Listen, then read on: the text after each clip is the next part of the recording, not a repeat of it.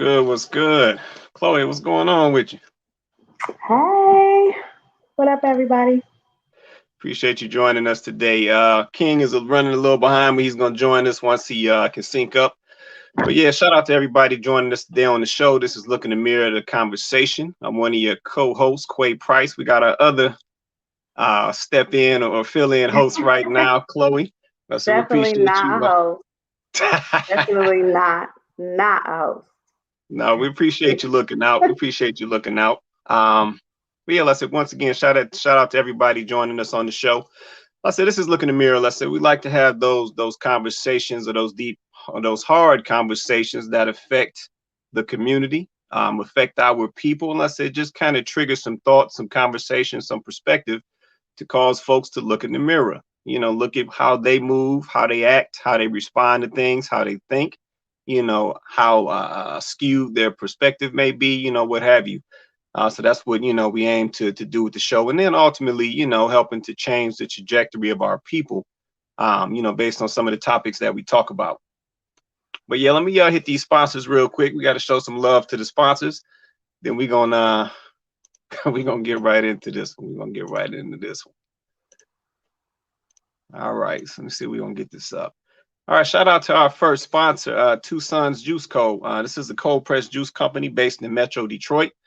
All natural juice blends, veggie blends, cleanse kits, you name it. No preservatives, no chemicals, no water cutting, none of that. Just only the best stuff, put in the bottle, basically delivered to you. So shout out to Two Sons Juice Co. Let's say the website is the number two sonsjuiceco.com. The number two sonsjuiceco.com. And shout out to our second sponsor, A War on Friendly Grounds. So this is the book that was written by our own King Jaquil Martin, 5-star rated on Amazon. Like I said, there's a short film that accompanies the book. Like I said, that's been literally going viral, blowing up all around the world, literally, taking awards left and right at the film festivals. So shout out to King for the book and the short film. So definitely go check it out and support it. A War on Friendly Grounds.com. A War on Friendly Grounds with an S.com. All right. So let me drop this link. So to anybody who wants to hop on the show with us tonight on the panel, I got the link here in the feed. So you just drop that StreamYard.com. And then that little, string right there, 6x6 MAC, you see it all there. I'm gonna drop it in the comments as well, so you guys will see it. So you guys can join us on the panel. Shout out to Nikki Nicole. She said, hello, Quay. Hey, Chloe. What's going on with you, Nikki? I appreciate you joining us tonight. We're about to get into this. Yes, ladies, join in. If you are trying to decide what you're going to do with the next hour and a half, you don't want to miss this. There's a reason why I'm here. Definitely, I need the support of the ladies tonight for this topic. So please click in. Don't leave me hanging. Don't leave me by myself. Don't leave me by myself. All right, so I just I just dropped the link to get on the panel in both feeds for the show feed and my personal feed. So definitely come join us on the panel. Let's say just join us in the comments. I'm gonna leave this. I'm gonna pull this off for a minute. All right. So the title of tonight's show is Does Money Change? Here we go. Shout out to Nicole. Shout out to IT. Shout out to IT. I need it. Hold me down, y'all. They out here tripping as usual. So we're gonna get into this. So the title of tonight's show is Does Money Change Things? Yep, does money change things? So I'm gonna kick this off with I want to start out with a visual. So I want to get into this. All right. So we're gonna start out with this visual. So the reason for this topic, or the reason why we decided we wanted to touch this topic, is because recently we had a couple of events take place, right? So I'm sure everybody has heard that Bill Gates is divorcing Melinda Gates, or divorced Melinda Gates, after 27 years. You know, I don't know about you guys, but 27 years, that's that's a long time. That's substantial in my book. I mean, Um, it's at the point where it's like, what? I mean, what's even the point at that point? Like, they're both, up in age, like 27 years. It's almost one of those. I mean, it's almost one of those situations where you're like, you go to one side of the house, and I go to the other side of the house, and at this point, what are we doing? But we have to always pay attention when couples of this stature decide to divorce. Like, there's always something underlining. There's always something underneath it, because there's really no viable reason for them to be divorcing. And I know you're going to touch on some of the things that have come out since the news hit the world, but yeah, there's no real reason on the surface for them to be divorcing. Of course, we obviously don't know what's going on behind the scenes, but even with some of the stuff that has come out, um, it's just no real reason. So yeah, I'm interested in everybody's perspective. okay. Hey, hold on one sec. I'm gonna send this out real quick. I got couple folks hitting me up for the link here. So hold on one sec. Let me just shoot this out real quick. And we're gonna get back into this. Sorry about that, y'all. I got a lot of folks hitting me up for the link. Something done triggered. Yes, please. Yes. Something done triggered. All right. So 27 years, Bill and Melinda, they calling it quits. And we got a comment from Nikki. She said, people grow apart no matter how much money you have. Okay. I feel that, Nikki. I feel that. So let me slide over to the side of Bill and Melinda. So then we got Jeff Bezos and I forgot his ex-wife's name, but they separated as well, or divorced, and went their separate ways. As I understand it, Jeff got with a little young. I don't know if she's Puerto Rican or what she was, and I want to say his ex-wife, she's already married. Like, so she married a school teacher, I want to say in Seattle. And I was like, wow, going from Jeff Bezos to a school teacher in Seattle. And mind you, once they separated, one of the first things, I heard she was doing was donating a whole bunch of money out. So she was just kicking out money after they separated. So that was a little interesting. But yeah, they had been together since before he started Amazon. And then after all of this time and all of this accumulation of wealth, they go their separate ways. So that was interesting as well. But then we go down below them, and we have Jay-Z and Beyonce. And Jay-Z and Beyonce, have been married for a little while now, got a couple children, and they had a little bout with some, as I understand it, some infidelity on Jay-Z's part, but Beyonce took him back. So this triggered a couple questions. It's triggered a couple questions because I want to understand. There's a lot of money involved, or was involved, between all three of these couples. So I'm curious to just, I'm gonna start out with this first question, just based off this image. Give me your thoughts on why you think. Hold on, we got a guest jumping in. C Prince, what's good, man? Hey, how y'all doing? What's Not up? too bad, not too bad. How you doing? All right. Okay. Yeah, we talking topic tonight, man, is does money change things, man? And like I said, we touched on, Bill and Melinda Gates divorcing after 27, Jeff Bezos and his wife divorcing and going their separate ways, and then Jay-Z and Beyonce going through their little infidelity situation, but them staying together. So I was about to pose a question to the ladies, because I'm curious to know what the ladies think. First question, just first off, I got a couple questions tonight. Why y'all think Beyonce hung around? Just curious. Just give me your thoughts on that. I mean, I think that if there's a vested in, like, if they both have a vested interest, right? I think that in this situation, even all three of these couples, in my mind, have had a vested interest in staying together. But you have to wonder what went wrong, right? Right. Especially once you know, hey Rodney. So especially once you know like some of the details that have come out about Bill and Melinda and some things that were going on there, and then just how quickly Jeff Bezos' ex-wife remarried is odd. It's almost like maybe that was a little something already going on there. Um, and then with Jay and Bay, um, it just does.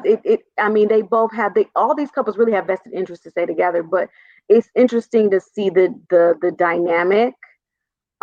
It makes you want to know kind of like what else is going on there. I always feel like when you have people of this caliber and people with this type of um, wealth, yes, you can still grow apart, of course. I mean, that can happen, but yes, unfortunately, money does change things. When you come into an arrangement like this and there's this much money at stake, yeah, growing apart like a normal couple does is just not something. It's not a real reason to break up. Like Right. growing apart when you're worth millions, because like I said, he can go off and be doing his thing, she can go off and be doing her thing, and they still be together because you're talking about like real money. You know what I mean? You're not talking about play money. So and we know that this system runs off money, cash money. Okay, so you're not they don't move the same way. This is not like a couple that was high school sweethearts and we talking about this woman, Jeff Bezos. I mean, I think that divorce made this woman, she was what, a high multi-millionaire just Yeah, I because think she divorced him. Like we're talking about. So yes, money does change things. It makes it different. Like it. I hate to say it this way, but you'll think of things like you'll think a little bit differently. Your viewpoint on things will be different. What you're willing to tolerate may change. What um, the things that maybe you thought were important to you or were a priority to you before may not be, simply because of the power and the money that you possess, being a part of this dynamic, powerful couple, as you might say. Especially when you look at Jay and Bay and who they are to the Black community, right? right. They just have a whole nother level of, and I'm not saying I subscribe to it, but I'm just simply saying this is a fact, right? They just have a different level of influence in the industry, in the community. And I think that, I'll be honest, Jay and Bay aren't Jay and Bay separately. They're just not. I mean, would Beyonce be beyond this version of Beyonce if she wasn't the other half of Jay-Z? And would Jay-Z be like Jay-Z, how we know him today, if he wasn't the other half of Beyonce? Like they've almost become an extension of each other, um, so to speak. So I don't know. I think there's a vested interest on both sides to make it work, which tells me what happens with the other two couples, because they had just as much at stake, um, as a Jay and a Bay. Maybe not. Things do tend to be a little bit different for us, but as far as wealth and prosperity and power, then I would say, yeah, in a sense they do. So you have to always wonder what's underlining, like what's behind it. Okay, let me grab some of these comments real quick. Then I'm gonna go over here to see Prince. I feel like he got something to say. Let me grab some of these comments. So Peter said, "See, Beyonce stuck around because Jay-Z got game. You can have all the money." Hold on, let me back that up. Beyonce stuck around because Jay-Z got game. You can have all the money in the world, but as a man, if you kind of boring, she's not sticking around. Some women need that drama. Huh. Mm, Peter, I see you about to kick it off, man. Let me go down in the code. Let's see. She said, drama, knowing you have a family. Let's see. Not to think that, let's see, not to think that is the case. Let's see. The Bay and J have a major influence on the Black community. Their net worth would change apart. I believe that. I believe that. I agree. And she said Black families are different. You know, y'all about to have me asking all type of questions. You want to say something real quick, C Prince? Go ahead, man. I see it, man. Go ahead. Look, sometimes I think that, expectations of somebody to stay together and they expect to stay together, they can't be apart. You know what I'm saying? Because they built this whole persona as we're Jay and Beyonce. We Bonnie and Clyde. We ride through the good and the bad. Mm-hmm. So they can actually stay and be unhappy. You see what I'm saying? So they can put the persona on in the public that they are what they are, but we don't know what goes behind the closed door. They're only going to give us part of their lives.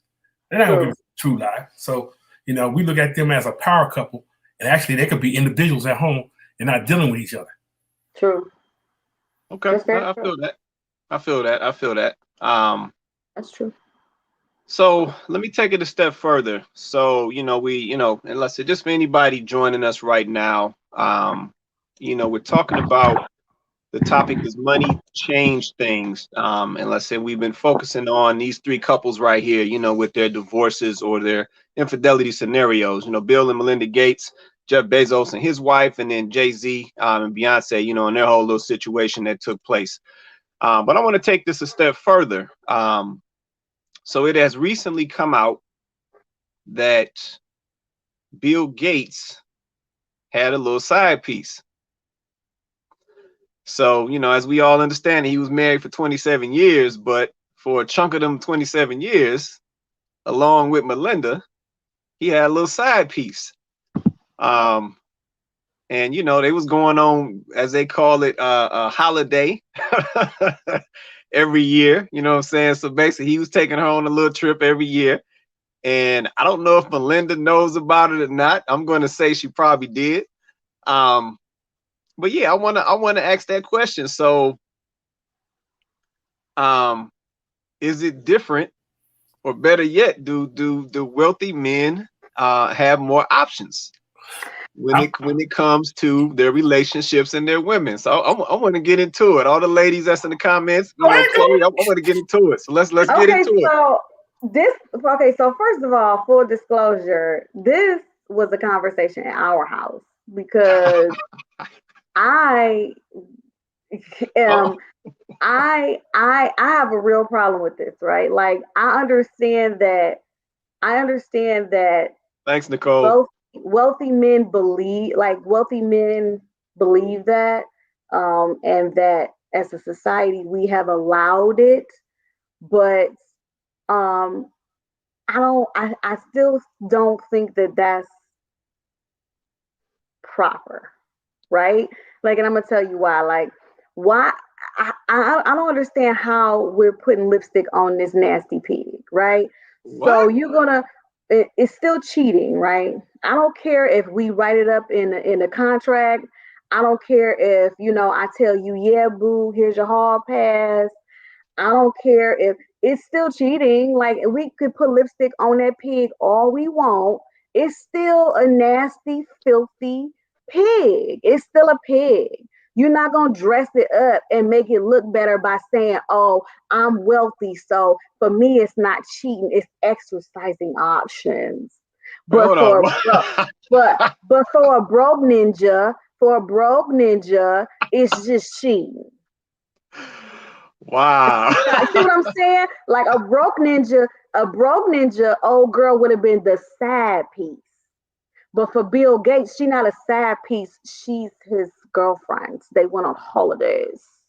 You see what I'm saying? Like, but you see how we try to put lipstick on a pig when there's money involved? This is how we built this up to be. So now, if I'm going to be with a man who has money, I just better buckle up for being cheated on, because it ain't exercising no options. It's being cheated on. You should have exercised your options before you decided to marry me. You could have stayed single and been the billionaire playboy. You did not have to be committed. You did not have to marry me. You didn't have to do it. You didn't have to. You could have exercised. Look, you could have been single and exercise all the options. You could have options. You could have stock, bonds, and dividends. You did not need to marry me or anybody else. You could have just been out here like that, and you would have been able to get all the free behind that you wanted. You wouldn't have had to worry about nothing. But you decided to put a ring on it, and now you want to exercise your options. Okay, hold on. So I just guess what? Don't have a prenup, friend, because I'm coming from your options. I'm coming from your options, your dividends. I'm coming for your 401k. Don't do that. Don't do that, because it doesn't matter. It doesn't matter how much money you have. And I know, I get it. Yes, money does change things, but unfortunately, this is what we have allowed, right? We have allowed this type of thinking. We have allowed this type of behavior. We have allowed it because a man cannot do anything that you don't allow. Melinda knew that man was going on holidays. She knew. She probably gave him the pass. She knew it. You know what I'm saying? But just because she knew it, don't make it okay. She knew. And it's like, so that's the part that money changes, right? So she knew it, but she was like, I have a vested interest to stay in this thing. So if he just need to run off on holiday from now on, I'll let him go ahead and do that. And low key, she probably had a couple on the side too. Okay, go ahead, C Prince. Go ahead, man. Now, this is funny because you gotta think about this. When women see men with money, the first thing they want to inquire about is who he with. Now, I don't care if you hood rich or you an NBA or something like that. They want to know who you with, because they want to know how they can get down with that money or how they get close to that money. That's just human nature right there. I hate to say it like that. I'm gonna get myself in trouble. I know this right now. So bear with me. When you do have money and you do have a wife or a girlfriend, they get accustomed to having things because they didn't have nothing before. So they're going to tolerate a little more. You see what I'm saying? They're going to tolerate. But when they get to the stat and they get tired, then they want to complain about something that they already allowed happening. Because guess what? He didn't change. You changed to be with him. So guess what? At one time, you might have been the side girl, but now you're the main girl. And guess what? The cycle doesn't stop, because he put a ring on your finger, he put a ring on the next thing. Because you think how many millionaires have been married multiple times. Women are like toys and options to them. And guess what? Sometimes the women like that sugar daddy, sugar boy, or whatever, because guess what? They exposed them to something more in life besides being broke. And I hate to say it like that. This is not black, white. This is all women in general, if you look at it. Because guess what? They don't chase this dude who's working, making a good living, you know what I'm saying? Because he's a square. Right. He can't give them what they want. But you catch this one dude who don't work, got a whole bunch of money. I don't care if it's legal or illegal. The first thing the woman goes like, I need to get with him. And guess what? Even if you have a woman, they still make their attempts. That's true. I feel that. I feel that. You wanna say something, Nicole? Not at me, Nicole. I see you looking. I mean, it's pretty much on the lines of what Chloe said. I mean, I don't understand why marry me then if you're gonna be a thought. So what?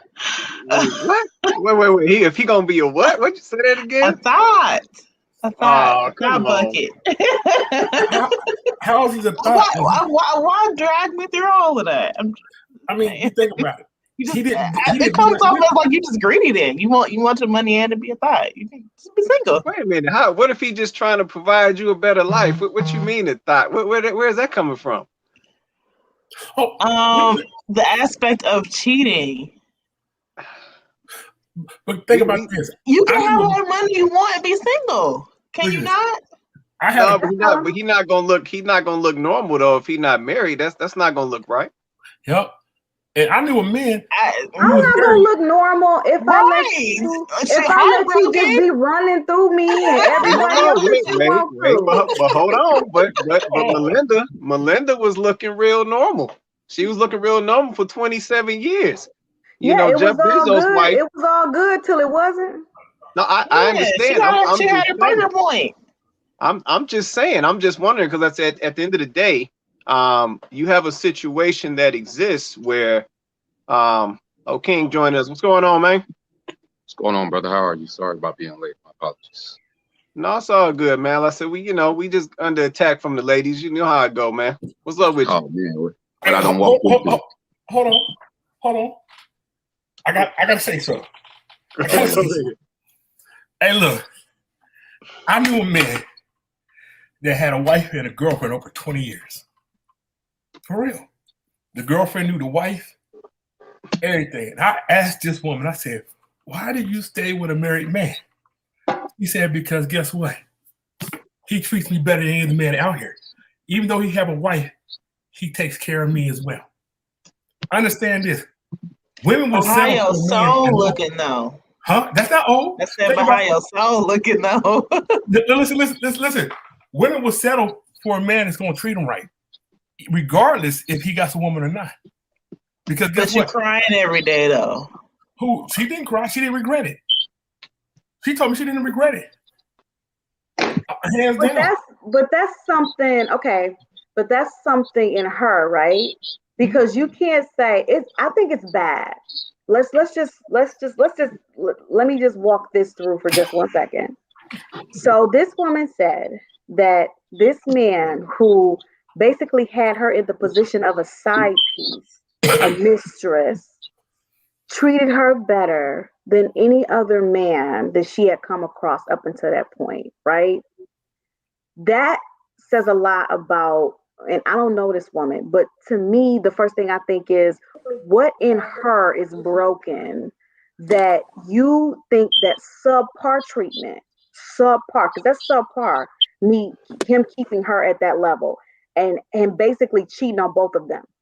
But so she was willing. So what is going on with you in you that's telling you that that's good treatment?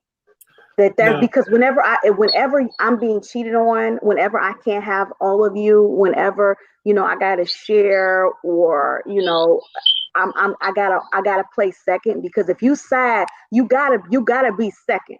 You're second. Let's just say that you're second. So I gotta be second, and I'm taking your sloppy seconds and saying to myself that this is better than what I could possibly go out. Instead of trying to go out there and find my full happy, I got to take partially happy some of the time, because that's not a real relationship. That's not a real relationship. But see, the thing about it is we cannot call it a real relationship because it worked for her. You see what I'm saying? It's not a real relationship. Once again, we're putting that lipstick on a pig. Listen, you can't judge somebody else's happiness because you don't agree with it. We can't do that. If she said, like I said, she didn't say she was second. She said, that's my man. I know his situation, he knows my situation. She didn't complain. What his wife got, she got. Understand? You got to think about this side piece or this thought actually is new modern thing, because guess what? Men always, I'm telling you, from the 70s and 60s, especially my generation, man, most parents or fathers had 3 or 4 women. But does that make it okay? No, I'm not saying to make it right. I'm saying, did he take care of them kids? Did he take care of them women to the best of his ability? Right, best of his ability, not as he should have. That's 2 different things. Oh, if you don't lie to him, you're not cheating. Lies. Okay.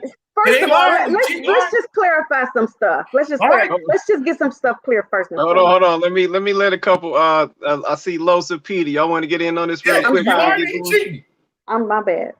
No, I'm gonna let him get in. Go ahead, Losa. Go ahead and help me out. Go ahead. Dig. Go ahead and get the shovel and keep digging. Go and dig. You ain't lying, you ain't cheating, Peter. Go ahead and say it. You ain't lying, you ain't cheating. Say it. Sometimes you gotta give a person enough rope to hang them close. Go. I can follow you in the comment section. Go ahead, Peter. You want to say something, Peter? You good, man? I mean, I kind of feel like I've been saying this, but like men and women, they deal in different currencies. Um, I mean, I'm not really advocating like cheating or anything like that, but I mean, like I said, men and women, they deal in different currencies, and I mean, whenever a man comes into the relationship, he's expected to provide and for the security, um, and to basically like put a roof over like the family's head and stuff like that. And then women, they bring like their femininity, um, uh, and I mean, like a man just wants, how do I say it? Just wants her to be like fit, feminine, and I mean, men don't really require much. Um, but I Lies. feel like on another note, we also got to look at, I mean, like how this relationship, how it kind of filtered out. Like, I don't know. I don't want to call them wifely duties, but like, was she not taking care of him? Okay, valid question. You want to respond to that, Los? I don't want to respond to that, but I do want to make a statement of how things get broken down. I think those kind of scenarios happen because of the brokenness of the examples that they see at home, because of the relationship between fathers and mothers and the things that we present at home from the foundation. So if the foundation is broken, then you go out into the world being broken and you think broken is okay. And society has tried to make being broken cool, making being broken being right. And, I blame a lot of it on us. I mean, as far as responsibility as what we're doing as men, you know, and how we carry ourselves. And are we protecting our daughters and showing them the first example of what real love is supposed to look like? And I feel like because we're not doing our part, then when they go out into the world, they wonder how they fall into broken situations. It's because of the broken example that we presented for them at home, or if we were involved at all. And so sometimes they grow up in domestic violence situations. They grow up in situations where they're being touched as little girls. They grow up in situations where they're being sexualized as teenagers throughout their whole life. And then they go into the whole world with these broken glasses. And then we sit up there and we judge people before we actually ask them their background and the things that they've been through. Because maybe if you actually knew a person's history, you wouldn't talk the way you talk. Maybe you would have a little more compassion, a little more understanding. And if you couldn't have that, then you need to move out the way so the right person can come in and love them the right way. So I think sometimes we promote this brokenness of, oh, well, yeah, I got 3, 4, 5, this and that. You know what I'm saying? Different women, and where they're happy. Well, they're happy because they don't know no better. You know what I mean? That's the only thing that they've seen. They haven't had an opportunity, like she said, of the example that Charles gave. Out of all the men that I found, this is why I settle in this happiness. Well, you only settle in that happiness because you haven't seen what happiness really could look like. And I think sometimes in our community, we get addicted to poison. We get addicted to broken ways. We don't want to elevate or challenge ourselves to do better. And I'm not speaking in a position of I know it all. I'm speaking in a position of being wrong and having to learn that lesson. Because when you don't learn that lesson, you lose important things. So, in that you got to get better. You got to change. You know what I'm saying? So I'm not going to sit up here and promote polygamy, or I'm not going to sit up here and disrespect what works for someone else, but maybe settling only works because you haven't had the opportunity to see what better looks like. And if you did, then maybe you might want to do something different. Yeah, no, I can feel that. Go ahead, Chloe. I'm gonna say like this, like I here's the thing. We have become it's so funny to me, right? You have the Kevin Samuels of the world, which, this he's not even young. This gentleman has come out and he's shared some valid points along the way about, what men want and how men need to kind of speak up for themselves. And I actually don't think that's necessarily a bad thing. But I think what has happened, though, is you got too many men drinking the Kool-Aid, and they don't understand what to do with it, right? He's sharing all of this knowledge, but they don't truly know how to apply it, right? So what you get is you get men who are just they spit out sound bites. So now they're literally walking, talking Kevin Samuels dictionaries. And literally they're just spitting it out, but they don't understand that this is also a man who, you know, has admittedly said he has been to therapy because he has issues. This is the man who admittedly has said that he's been married multiple times. This is stuff that he's admitted to, right? Because he's not perfect, and that's fine. Like, I wouldn't even mind taking advice from somebody who's been married before, because maybe they've learned some stuff that they could share with me. So that's not even the issue. The thing is people can't be objective anymore. Once people start to feed them things that makes them feel good, they can't be objective anymore, right? So now this sounds good to me. I like this, the way this makes me feel. So I'm just going to take it all in. He talks a lot about modern women, but the truth of the matter is the men are also coming with these modern ideas now and these modern perspectives. So you want to talk about modern women don't do this and modern women don't do that. So I'm not supposed to be modern when it comes to, you know, wanting, and I'm not condoning the woman who, you know, puts everything first except her relationship and her future with kids and man and all that. You guys already know how I feel about that if you've ever watched this show. But what I'm simply saying is listen to the hypocrisy of it. So I'm supposed to be traditional when it comes to how I view my family and childbearing and how I treat my man, right? But I gotta be modern enough to want to deal with you cheating on me and being okay with it, having more than one, exercising your options, as Kevin says. I have to be modern though in that mindset. I have to be modern enough to say, oh, it's okay for you to exercise your options because you make 6 figures. I should be modern enough in my thinking to be okay with that.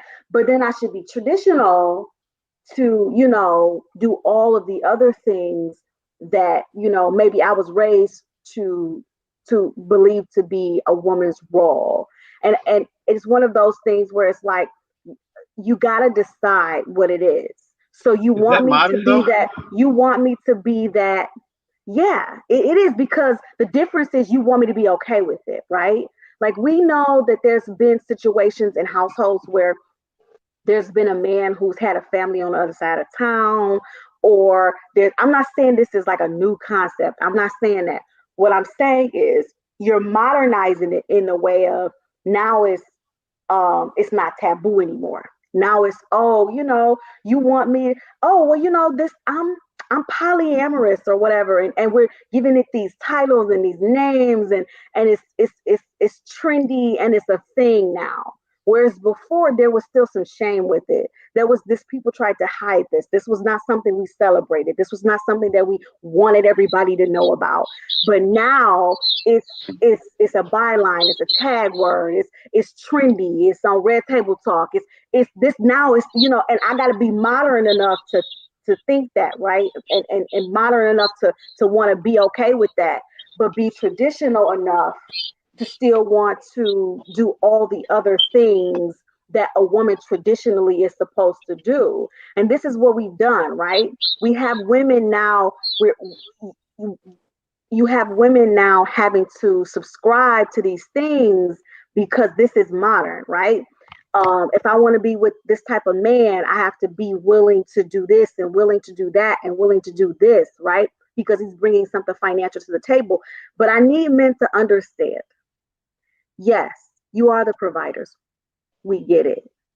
Yes, you are the one who brings those types of resources. We get it. Nobody, especially me, is taking anything away from you in that. But as a man, you bring more to the table than your wallet. You bring so much more to the table than your wallet. That's why when you are missing in the relationship, and especially when there's children involved, that's why it's so catastrophic, because your role is important. And even if you were broke, you would still be needed in that relationship. You would still be needed in that paradigm. Like, it's not just about what you financially bring to the table. So if you're bringing all the money in the world, but you're absent, but you want side pieces all the time, but you want to be cheating on me, but you want another woman across the, that's not doing nothing for me. I don't care about how much money you bring to the table. Stop letting Kevin tell y'all this. Okay, hold on. So this I don't care this is about. outside of Kevin though. Hold on. So this outside of Kevin. We can't. This is not just a Kevin Samuel situation, right? So we talking about couples right here. So basically, what you saying right now, are you telling me that Melinda, this young lady here, and this one here, they just grinning and bearing it? Is that what you're telling me? I don't know that they are grinning and bearing it. I don't know. I mean, I'm going to see this way. I'm sorry, go ahead. Bill wasn't absent. Jeff wasn't absent. And Jay-Z still was fathering his children as well. So they wasn't absent in that avenue either. So tell me what are we really looking at? So we got 3 ladies right here, 27 years married. I forgot how long they was married, and I know they got some years, and I want to say 3 kids at this point. So these dudes wasn't all absent and just out the picture, not providing for the family and not providing resources and doing all type. That wasn't the case. So break that down to me. What are we really looking at right now? Because this not a Kevin Samuels problem right here. Okay, so well, first of all, let me say this, because I know people be getting in their feelings about Kevin. I'm not necessarily using. I'm using him as an example. He's certainly not the only one who has said things like this. He's not the only one who believes like this. He's not the only one who feels like this. A lot of the stuff that Kevin is saying, he's not even the first one to say it. I'm simply using him as an example because I know for right now he's speaking to and for a lot of men. So that's why I'm using him as an example, right? He's not the only one. He's not even the first of his kind. Let me say that. 2, we don't truly know what or how these women feel. I don't know how Beyonce feel about the fact that Jay-Z cheated on her. I don't know how Melinda Gates feel. Just because she approved it and said it was okay for Bill to have a side piece, that don't mean she was okay with it. That don't mean she liked it. That don't mean she was happy. You know what I'm saying? Like I'm not trying to make that assumption that they was all. I have no idea what they truly felt like. All I'm simply saying is, as a woman, because I actually am the woman in this situation. As a woman, I can sit up here and tell you all day, because I like all the creatures' comforts, that I'm okay with a certain thing, because I've decided in my mind that I'd rather have the creatures' comforts than to not be, or to be without them. I'd rather have them. But that don't mean that inside there's not a whole lot that I'm dealing with by having to grin and bear it. And the truth of the matter is, I don't know what level of involvement Jay-Z has with his kids. Neither do you. I don't know what level of involvement Bill Gates has with his kids, nor do I know what level of involvement Jeff Bezos has. I don't know that. You don't know that. None of us know that. So just because we see them in photo ops don't mean we know. We don't know. At the end of the day, I'll say this, and I'll stand on this principle. It's not a modern idea. It's really not even a modern concept. But what we've done is we've made it trendy. That's the modern part about it.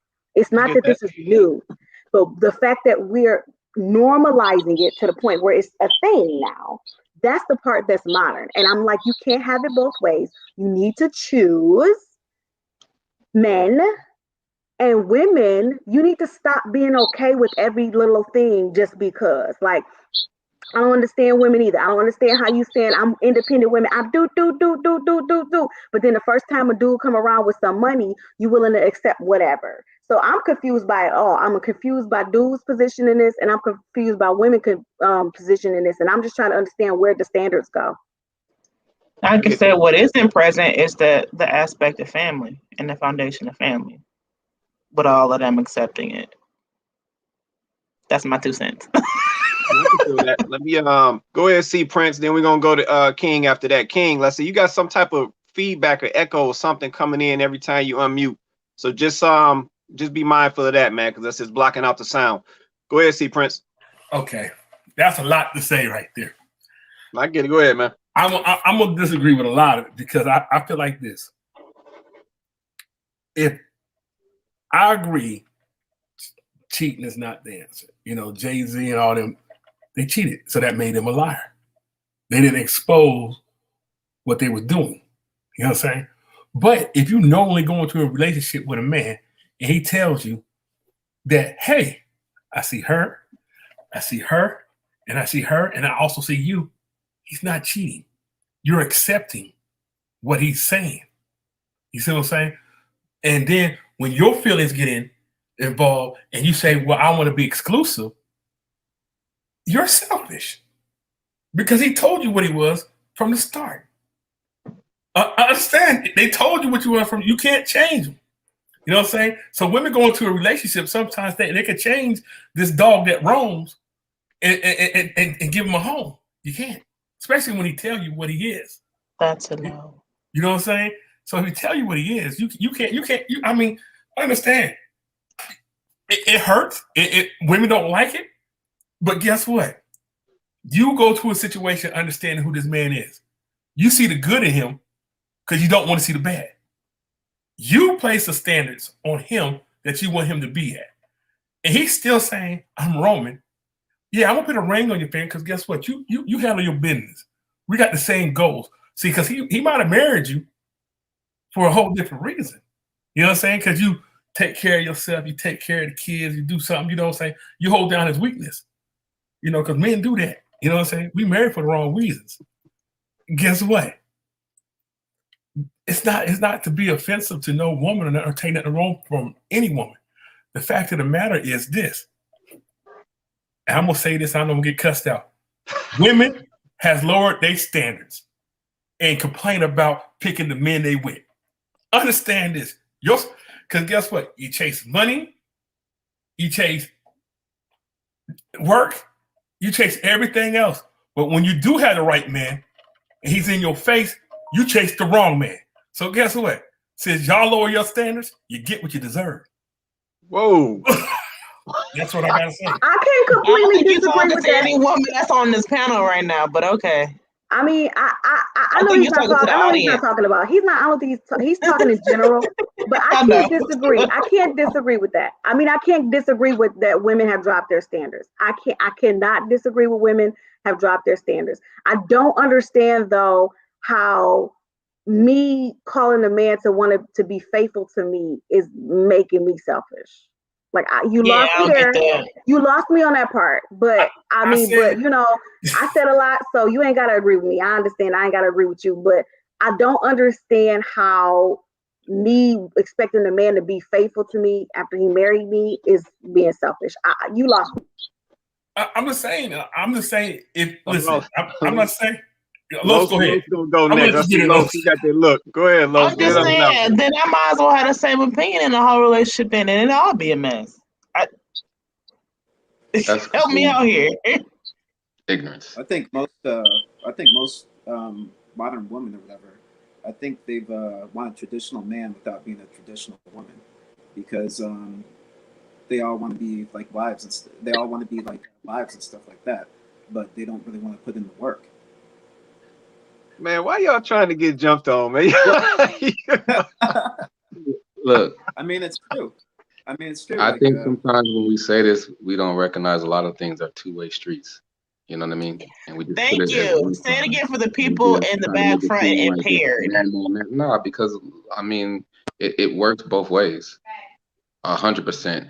And I feel like sometimes when y'all say it that way, that's the reason why it gets the clout that it does, because you try to make it cool, or you try to, well, it is this, and you got what you deserve.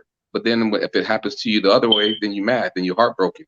Because women got game, women can do the same thing. Women can marry for the bag. Women can do the exact same thing that men do. But when we get up here on this show and we talk like it's a one-sided perspective, we only feed into the monster that's already happening. You know what I mean? That's why, you know, we have shows like The Real Side Chicks of Charlotte. You know what I mean? I mean, that's asinine. It's a reality of what we're at. But the reason why we are there is because of sometimes how we carry ourselves as men. Is how we've dropped the ball as men. And because we haven't been doing our part in certain situations as men, if we call ourselves the leaders, because I'm going to say if men are supposed to lead or they're supposed to be the head of the household, then what type of household are you leading? You know what I mean? What type of responsibility, what type of torch are you carrying? What type of things are you passing on to your children? So I think accountability plays a big role in it. But then sometimes we poke our chest out and then be mad if a woman decides to do, the brother dirty, or if a female decides to play the game the same way about trying to get a bag or just being out there roaming. Now, do ladies have accountability? Absolutely. Absolutely, ladies have accountability, because sometimes you say you want all these good things and then it's in your face and you don't even realize it, or whatever else. And sometimes you do lower your standards. Sometimes it is. And there's nothing wrong with you challenging your person that you're with to want to be better. Y'all supposed to challenge each other to want to be better. There's supposed to be a growth, because if there's no growth, then things are stagnant. Things become stagnant, things become boring, and that allows other opportunities for other situations to be what it is. Yeah, Charles, I do understand what you're trying to say. I think what Charles is saying is, if a brother is open and honest and telling you this is who I am, then ladies, you got to believe this. You can't change nobody who's telling you who they are. And if you try to force that change, then you have to take responsibility or accountability for the force of the change. But that's the reversal too. You got to believe a person we are when it comes to a lady as well. You got to honor the same thing when it comes to a woman. So we can't just say it from a man's standpoint. You know what I mean? But I'm just saying, if we go biblical, right? I think the reason why things are out of whack, because they claim the order's supposed to be God, man, woman, child, right? God is always going to be in God's situation. But if we're out of order, where does that lead the woman? Where does that leave the children? And then we wonder why the structure is so broken, because we're not leading how we claim that we're supposed to be leading. And I'm not saying this from an all high might. I'm saying from a failure standpoint, because there's areas where I failed. So I'm not trying to get up here and make it seem like, well, look what I failed.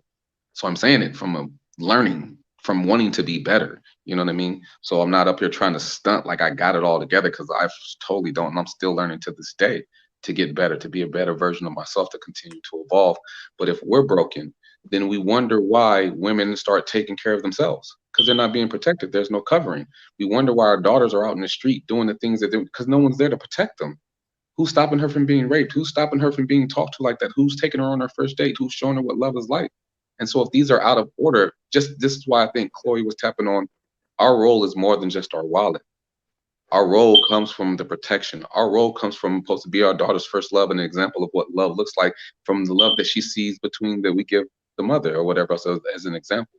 And I think that's a portion that we have to take responsibility, where we drop the ball, because there is no protection. Girls are getting touched. Girls are getting raped. Girls aren't having real examples of what a real father or man is supposed to treat them like. What happened to that? I mean, we don't even show that on television no more.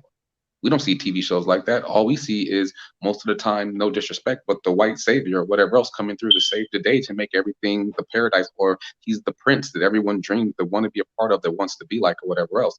So we get this brainwashing and condition over and over and over again. And now we wonder why we have the reality that we have. Well, we have the reality because there ain't no accountability. Men, us, how we step up to the plate, how we do things, how we lead, what we're supposed to be doing, the decisions we make, if we're getting locked up, if we're in jail. Here's my point, and you can tell me if I'm wrong, but in history, when men had to go to war, right? We had to go to war. The women left the home and then they started working, because there was no one home to protect them. And so because there was no one home to protect them, there was no one home to bring in the money, there was no one home to do the man's job, women had to step up to do that. And then men, when they came back from war, they tried to shove them back in the home. Oh, you need to go back into your place. You need to go, you need to go back into your role. You need to go back into this box. But now we're upset that we have so many women that are entrepreneurs, that handle their own, that can be independent. But guess what? Sometimes women, we have to be accountable too. In the independency, you can't do both. There's nothing wrong with having your own, but if all you have is your own, then you have no room for love either.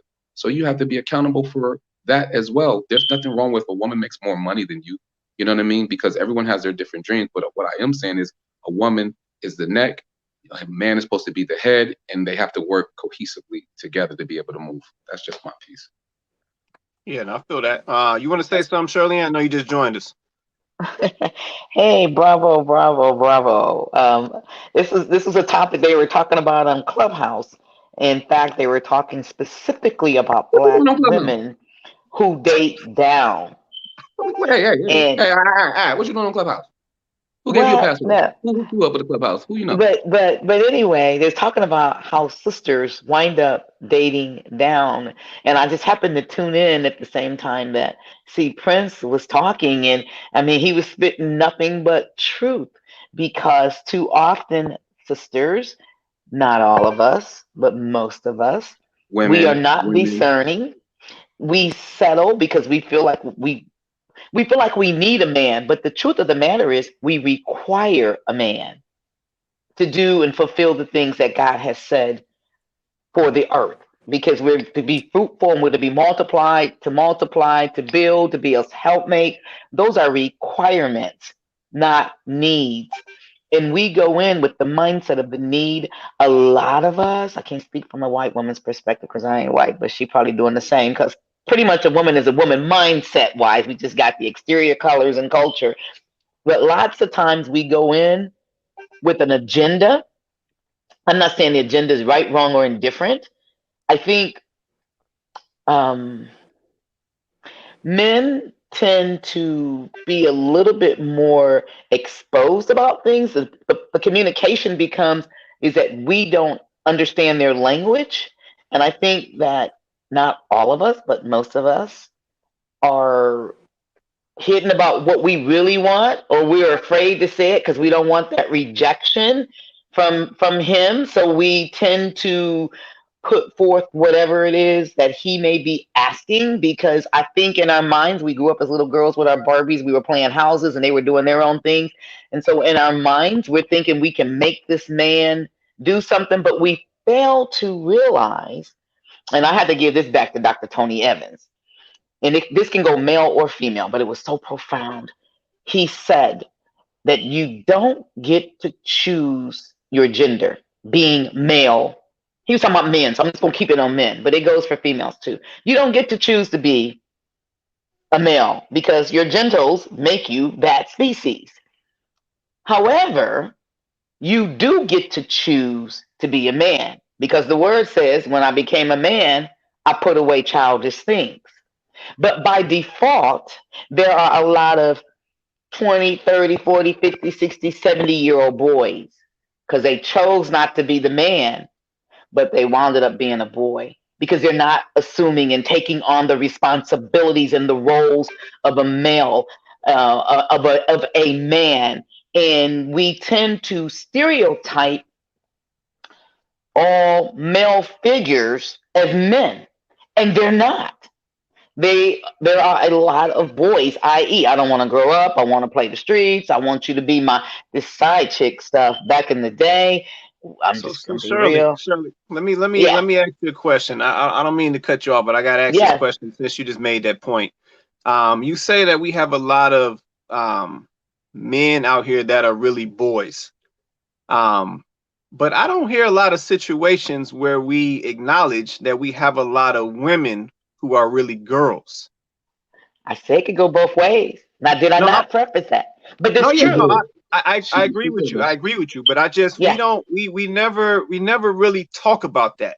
Like I said, we're gonna do that, Queen. Yeah, so to me, everything goes back to the male. It goes back to the male and the male seed. You were created first. You were given the vision. All we do is carry the seed that you gave us. But everything, male and female, boy and girl, goes back to the father. It's the paternal.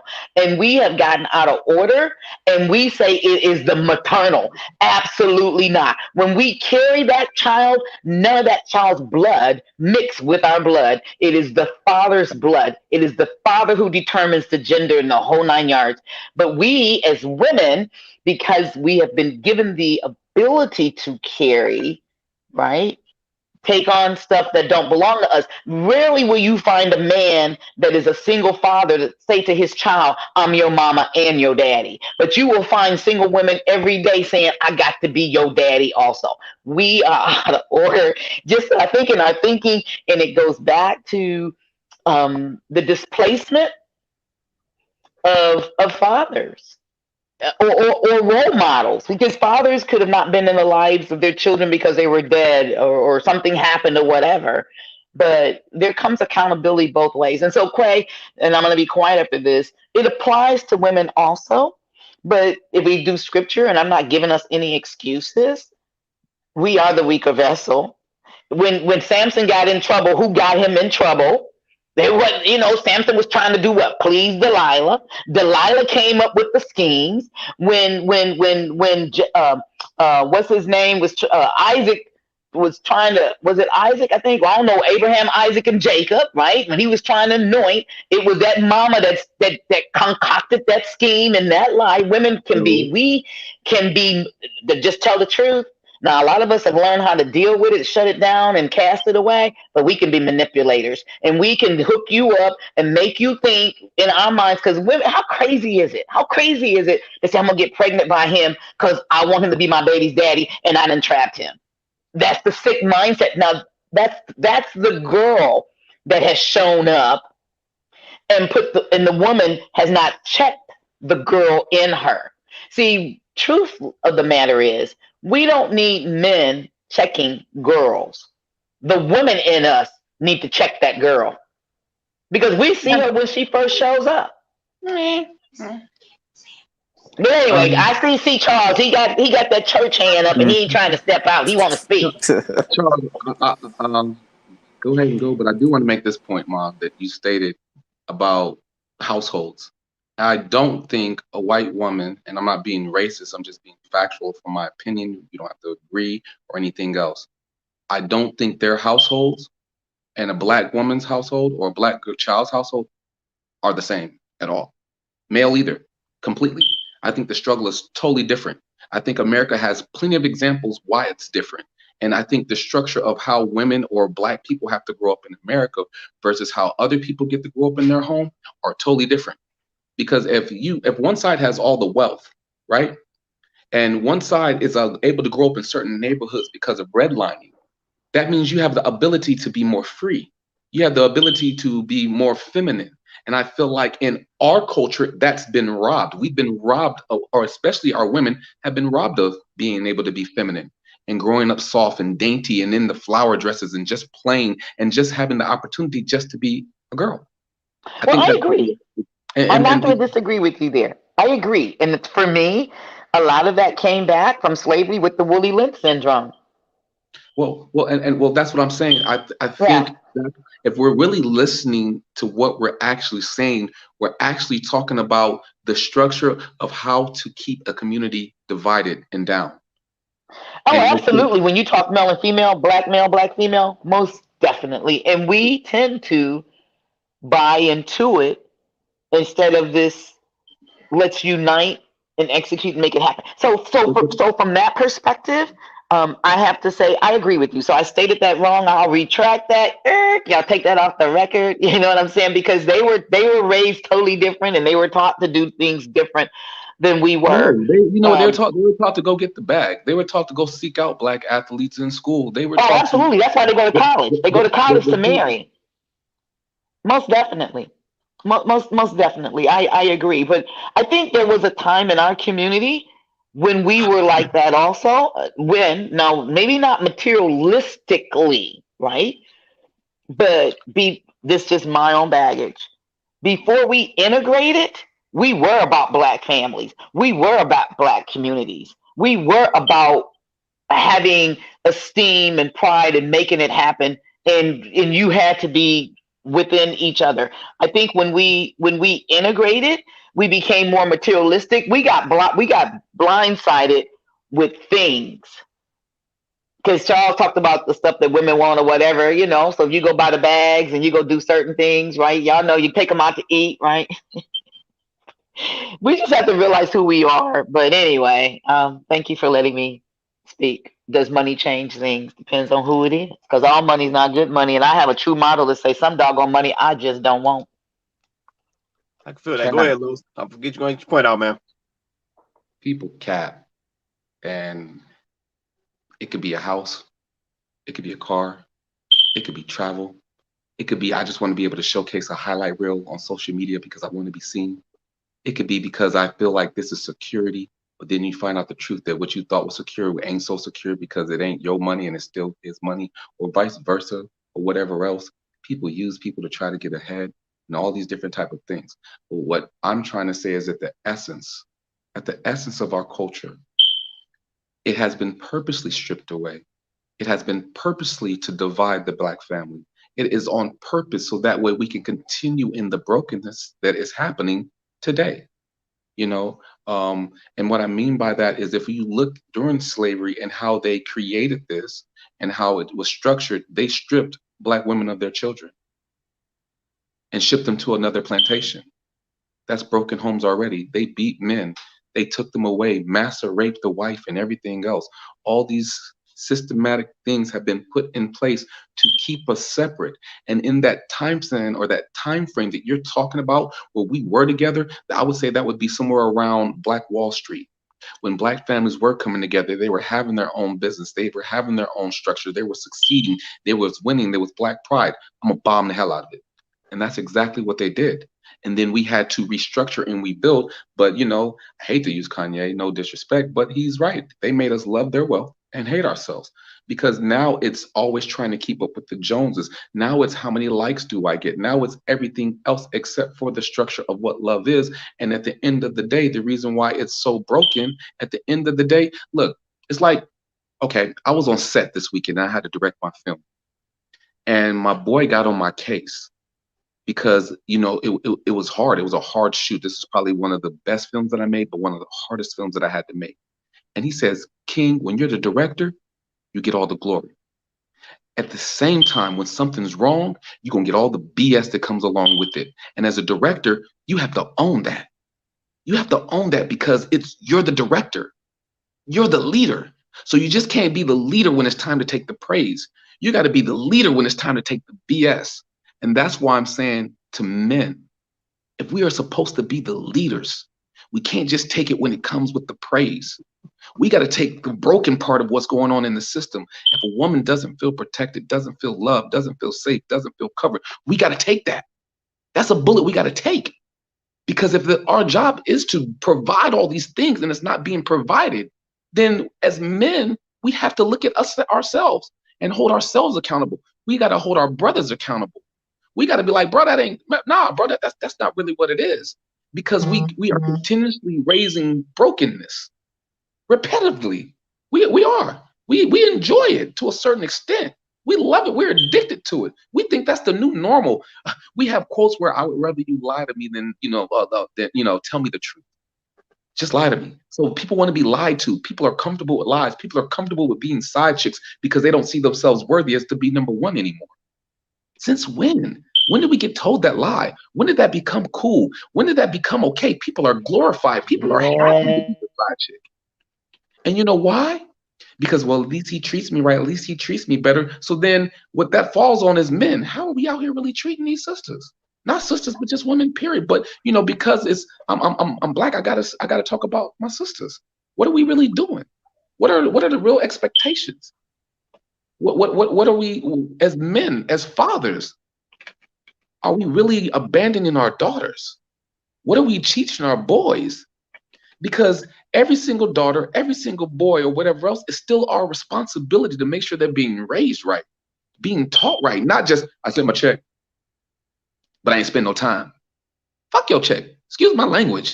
That don't mean nothing. That has nothing to do with time, teaching, learning, loving, disciplining, showcasing what love is really like, taking your daughter out on a date, showing her how she's supposed to be talked to, showing, because if these things aren't happening, then the world doesn't stop happening. And she's going to learn this lesson one way or another. Your son is going to learn this lesson one way or another. So if we're not there to teach the lessons, who's teaching them the lessons? Television, music, the radio, DVD, porn, whatever the hell you want to call it. They're getting it from somebody. And obviously wherever the hell they're getting it is wrong. And then we mad at the world why the world is the way it is. Well, if we're the men and we're the leaders, we got to take the good and we got to take the bullshit. And it falls on us. It falls on us. If she did come from our rib, how we treating our rib? If it's all biblical and all the things that we're saying, then how we really living? How we say we want to heaven, but yet we don't want to go through the process of being a father or being a man. So let me ask this question. Let me ask this question, Los. Who's that? Is that Steve Peter, Steve Prince? Go ahead, man. I'll let y'all go. Go ahead.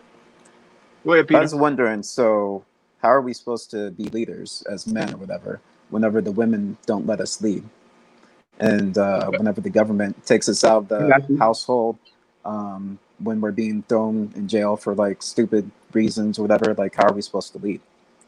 You want me to answer that? Hold on. Let me hold on. Let me put this comment up based on it. I'm glad you said that, Peter. So I want to tie that into this comment. So Corinne said those entrepreneur women are definitely willing to let her man lead and back down if led correctly. We as women know the game, and if you come around playing it correctly, we will for sure follow.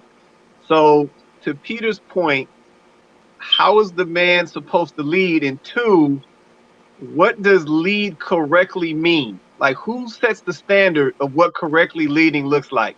Y'all go ahead and respond to that. I get it. Go ahead, Charles. Go ahead, Charles. I'll answer that as well. Oh yeah, I know you want me to get it. listen I to know. this. You know, I just don't want to home the show, so I'm trying to give you a chance. You know what I'm saying? Get all Okay. this out. Check this out. Leading. You know what I'm saying? Before you lead anything, you gotta learn.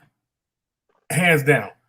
So to say that the man is the head of the household, you know, if you're talking biblically and stuff, but if he didn't learn how to lead from his household, well, who are you leading? Understand this. That question is, who's gonna lead if they wasn't taught to lead? That don't make sense to me. You know what I'm saying? Because if you look at the generations after me right now, because you know, I was taught how to lead my household. I'm not saying y'all wasn't. Who taught you? Who taught me? Who taught you? My mother and my father. Oh, But- okay. Wait. Who? Who you My say? mother and my father. Hold on. But I'm gonna tell you like this. The thing about it is, my father showed me a lot about working, go home. I ain't gonna never take nothing from Who showed you? Who showed my you? father. Hold on, my father. But hold on. But guess what? The man I am is because of my mother. Mhm. Understand this. Understand it. Because guess what? If your mother's treated right, she gonna teach her sons how to treat a woman. Because think about this. Regardless, you got both parents in the house, and I grew up when the father worked more and the mother was at home with the kids. Understand this. So guess what? Most of your learning is going to be coming from that mother, even though you have the man in the house. A lot of people don't understand that. You know what I'm saying? Because guess what? A mother is going to teach a son. The father is going to show a son. Understand this. You can learn both. But a lot of people think that a woman can't teach a man how to be a man. Guess what? That's a lie. Because a lot of these millionaires, hold on, that's a lie. Because a lot of these millionaires, a lot of these successful players and stuff, guess what? They come from single family homes. A lot of these men that come out, they come. You know what I'm saying? Understand this. They're about to get you, Steve Preston. I know, but listen, they might not like it because guess what? We can talk what the Bible says we and all gonna that talk. stuff all day. We gonna talk. The reality of the thing is this. Who's teaching these men? And guess what? Right now, you can see it right now, is the breakdown of who taught these women how to be women. Can I answer that question Now for they you, having children trying to teach these young men how to be men. I'm gonna answer that question for you, Charles. Huh? I'm gonna answer that question. Who teaching these men? Because my father was never around. I Listen never knew to my father. But No. guess what? You asked who teaching these men, right? I never knew my father. I didn't think I met my father till I was like 28, 29, bro. Hold on. Wait, let me ask you a question. Real men like you taught me. I met you when I was 15 years old, bro. See, sometimes it ain't got to be the dad that's in the house, but there's other real men that's around in the community. And that's why they talk about a village. It takes a village to raise somebody. See, I surrounded myself. I was blessed. I was blessed to surround myself with men like you. I remember the first time that I fell in love. And I remember you had to come get me at the park. Now, you know I ain't lying. You had to come get me at the park. And I didn't understand nothing. I was just heartbroken. And you was like, hey, I want to tell you something, Carlos, because I ain't going by my stage name right now. I want to tell you something, Carlos. When you go in that 4 room, the 4 walls going to talk to you. You remember that conversation? Yeah, I remember that conversation. Bro, like men like you, I still call you to this day. Yeah. Because I don't know it all. But there's books out there. There's other people you can ask questions. I can call and ask questions. See, no one has to go into this world knowing it all because there's no blueprint to this game. But that's what mentors are for. That's what surrounding yourself with the right people are for. It's not an excuse. See, sometimes we always looking for the excuse or the way out and why we not doing what we supposed to. No. And that's why we got the results we got, bro. That's why we got the questions that we got right now. And then we wonder why she don't want to follow. Why the hell would I follow that? What? I agree. That don't make no I have to sense. come off the mic. Hey, amen. Preach, Carlos. And here's the thing. Okay, I'm gonna be real. I'm being so real and so honest, bro. Even right now in my life, I still gotta learn how to lead. I still ain't got it down. Because guess what? Sometimes I gotta keep it 100 with myself. Do I really give this situation my all? Am I really living up to my fullest potential? Because you know what? I remember this one person told me, you could tell how successful you want to be with what you do in your downtime. And guess who's watching your downtime? Your woman. Watching everything you're doing. And you're muffling a little bit. Los, something muffling with your audio mix. It's like your audio just dropped down a little bit or something, man. The devil. No, there you go. There you go right there. As soon as you get done, we're going to go to Chloe right after you, man. Go ahead, Los. All right, can you hear me better now? Hold on. Yeah. Go ahead. Okay. Sometimes we just want the position or the title, and we don't want the work that comes with it. It takes work, man. And you know what the work is? Not working on her. It's working on you. Yeah. And I think we get that so messed up, bro. Like I've been so blinded, like, oh, I need to do this and I need to tell her that and yada, you. And I've been blind to myself.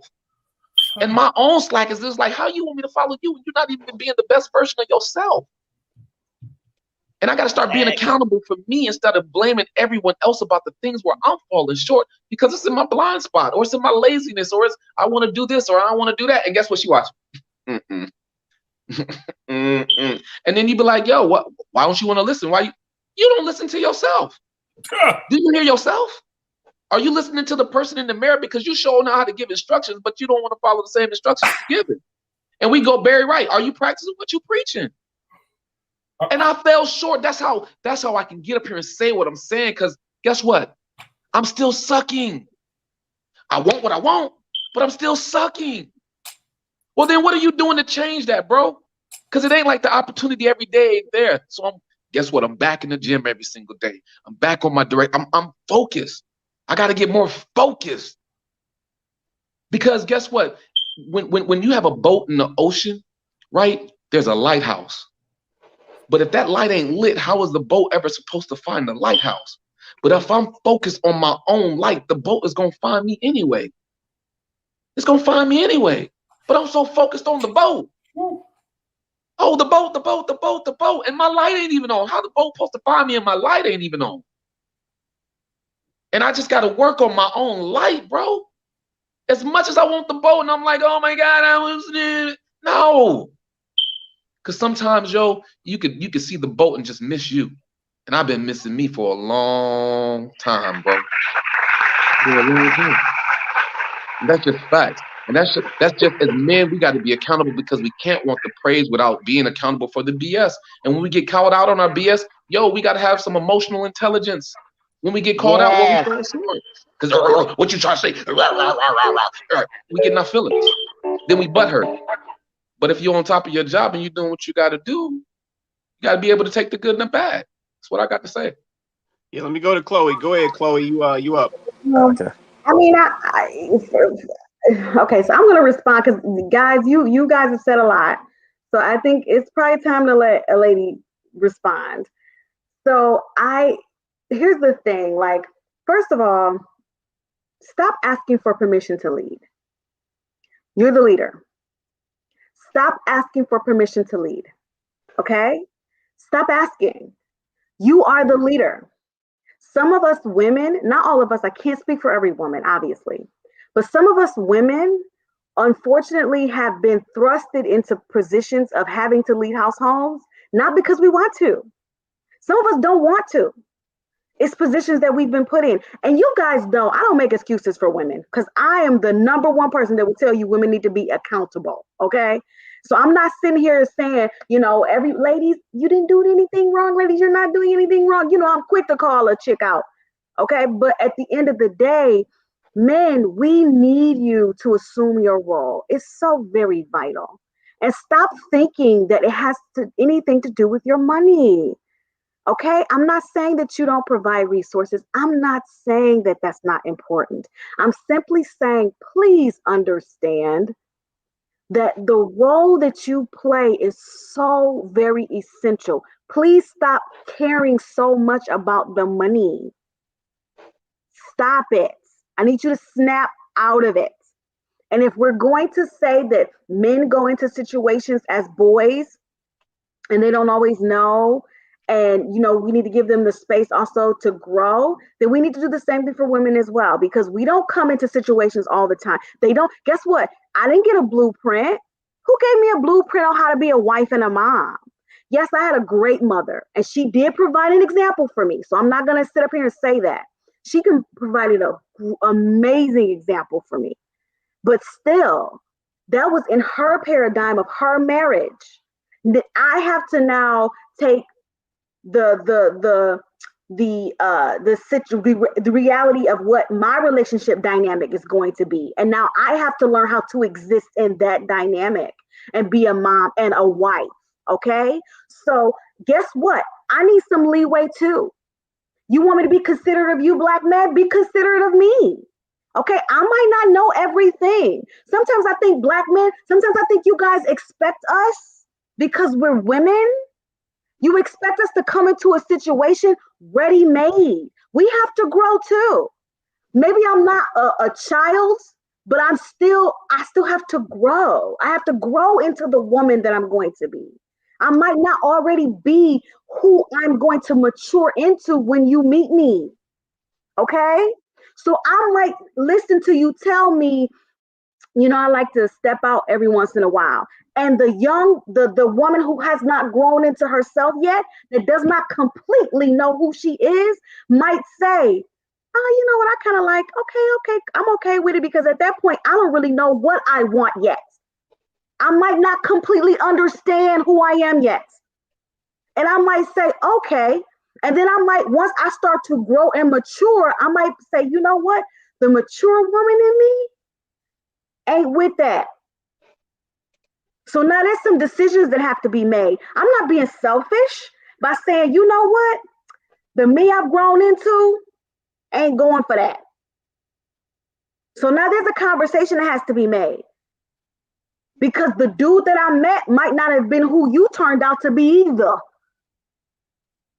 So what we're going to do is we're going to either accept each other, grow together, and learn this thing, or, we're going to have to go ahead on and separate and go our separate ways.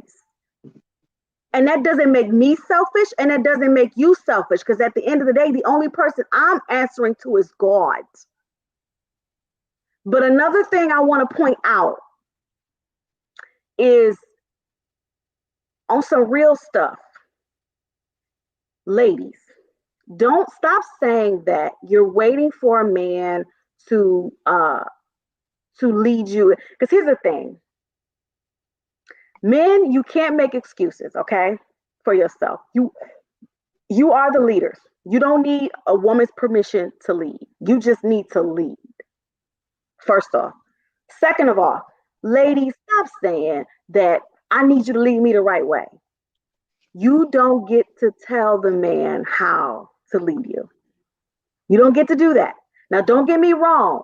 If you have a man who is mistreating you, that's a deal breaker. In any sense of the word, that is a deal breaker. You do not deal with that. I'm not telling you to deal with that. I'm simply saying, as women, we don't always understand what it is to be led, because like King said so eloquently, we haven't always had an example in our household. That male presence to a young woman is very important. I'm not saying women can't exist without it, but it is important. It's important, because a dad and a little girl, that's her first relationship.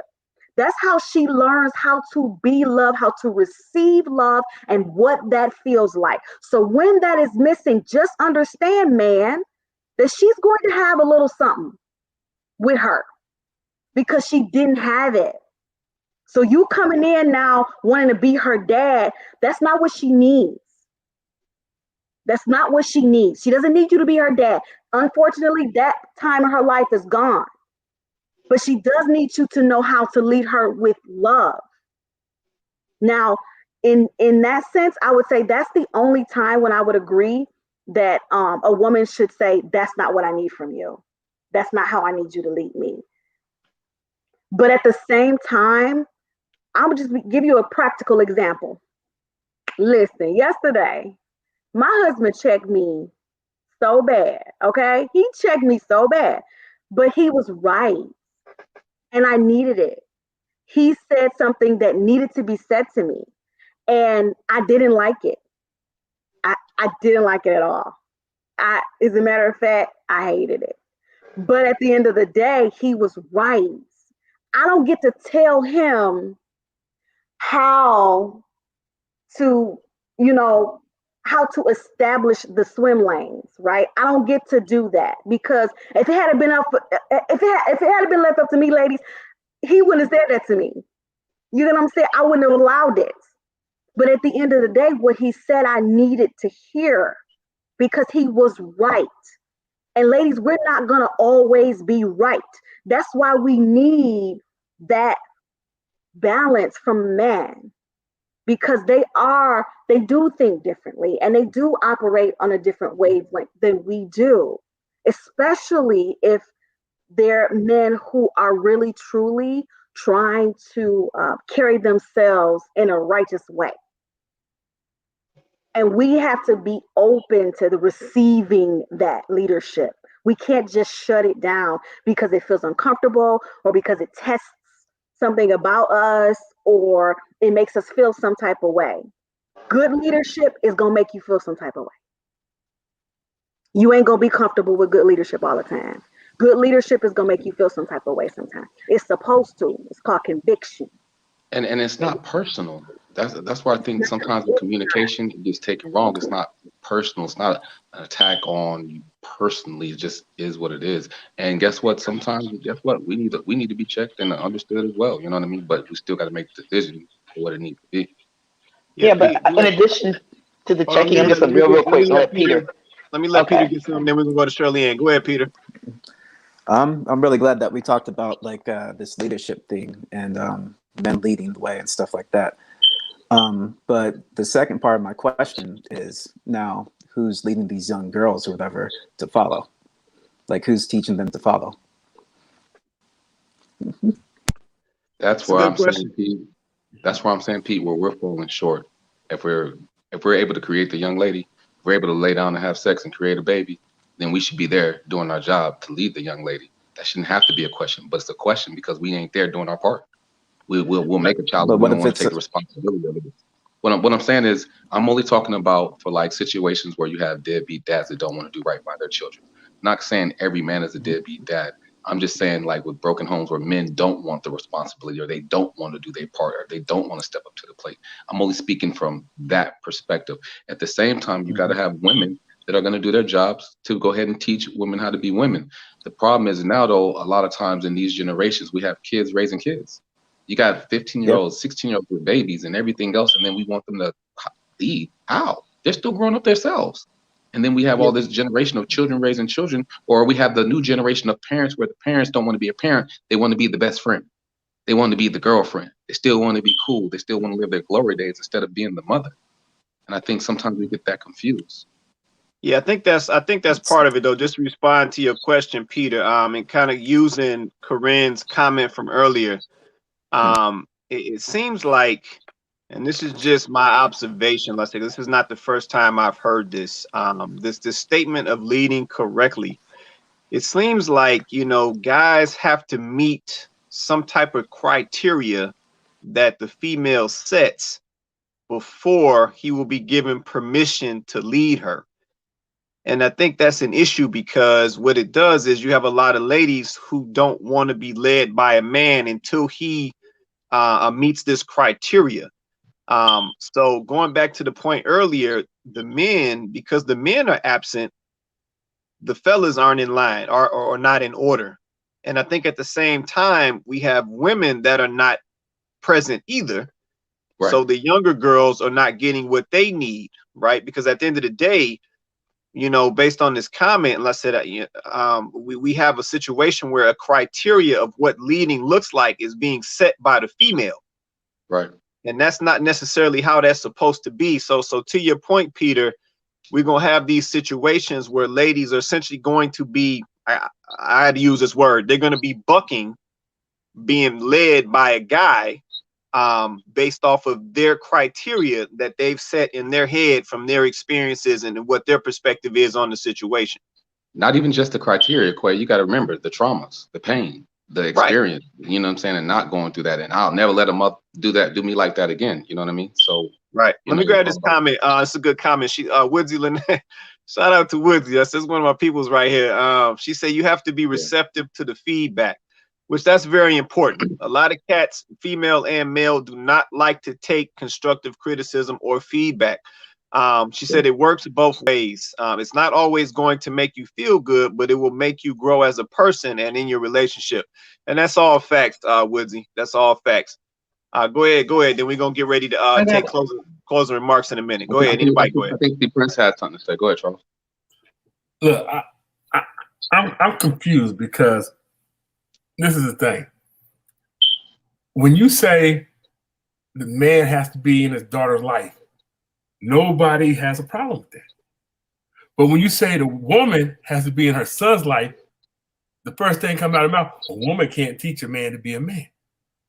But you expect the man to show the daughter how to be treated, but at the same time, the woman can't teach the son how to treat a woman. You see what I'm saying? Relationship. No, but listen to what I'm saying. Because the argument, hold on, Los. The argument is this. I feel like this. The world we in now and our culture right now, and y'all gonna hate this statement.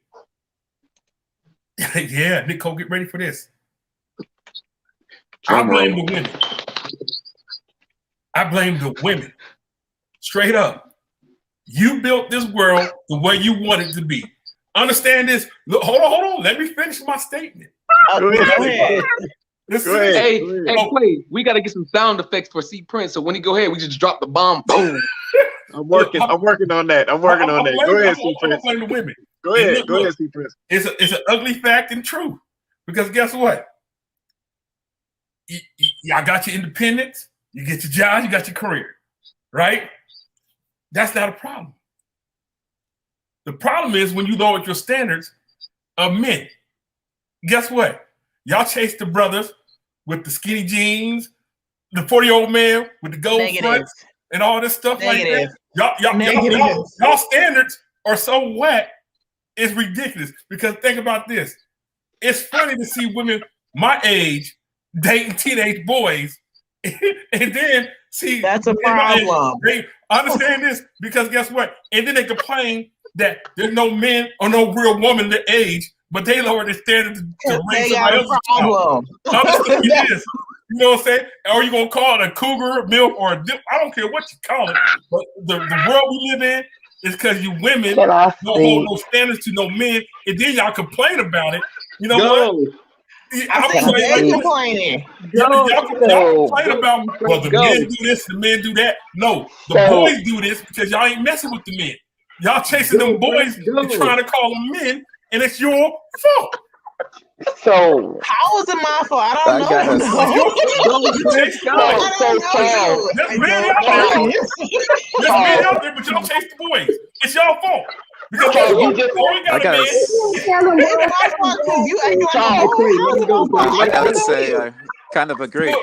Charles, you just tried to make good sense out of nonsense. No, stop, please, stop. Because stop. No, seriously. Small portion agree. Seriously, a man would never blame a woman for them not doing what they know that they are supposed to do. No. Period. Let me finish. It's about accountability. Sisters, the word says that the older should teach the younger. So women should be teaching young girls about how to be good in their household. Everything we need is found in the word. And if you look at even the Jewish culture, at 12 years old, when they get ready to do Bas Mitzvah, the man takes them out and the man sets the stage. The problem is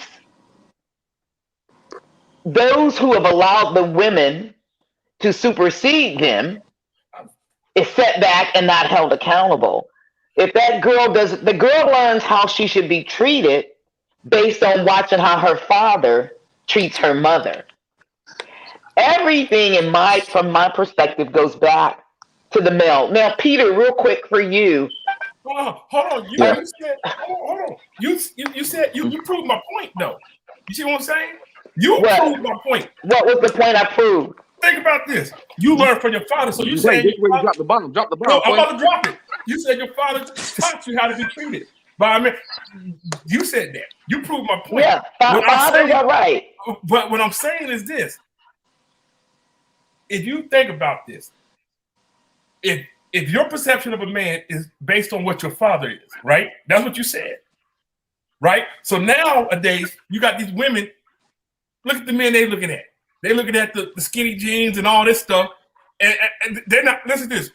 Understand this. You got to think about this. There are men out there.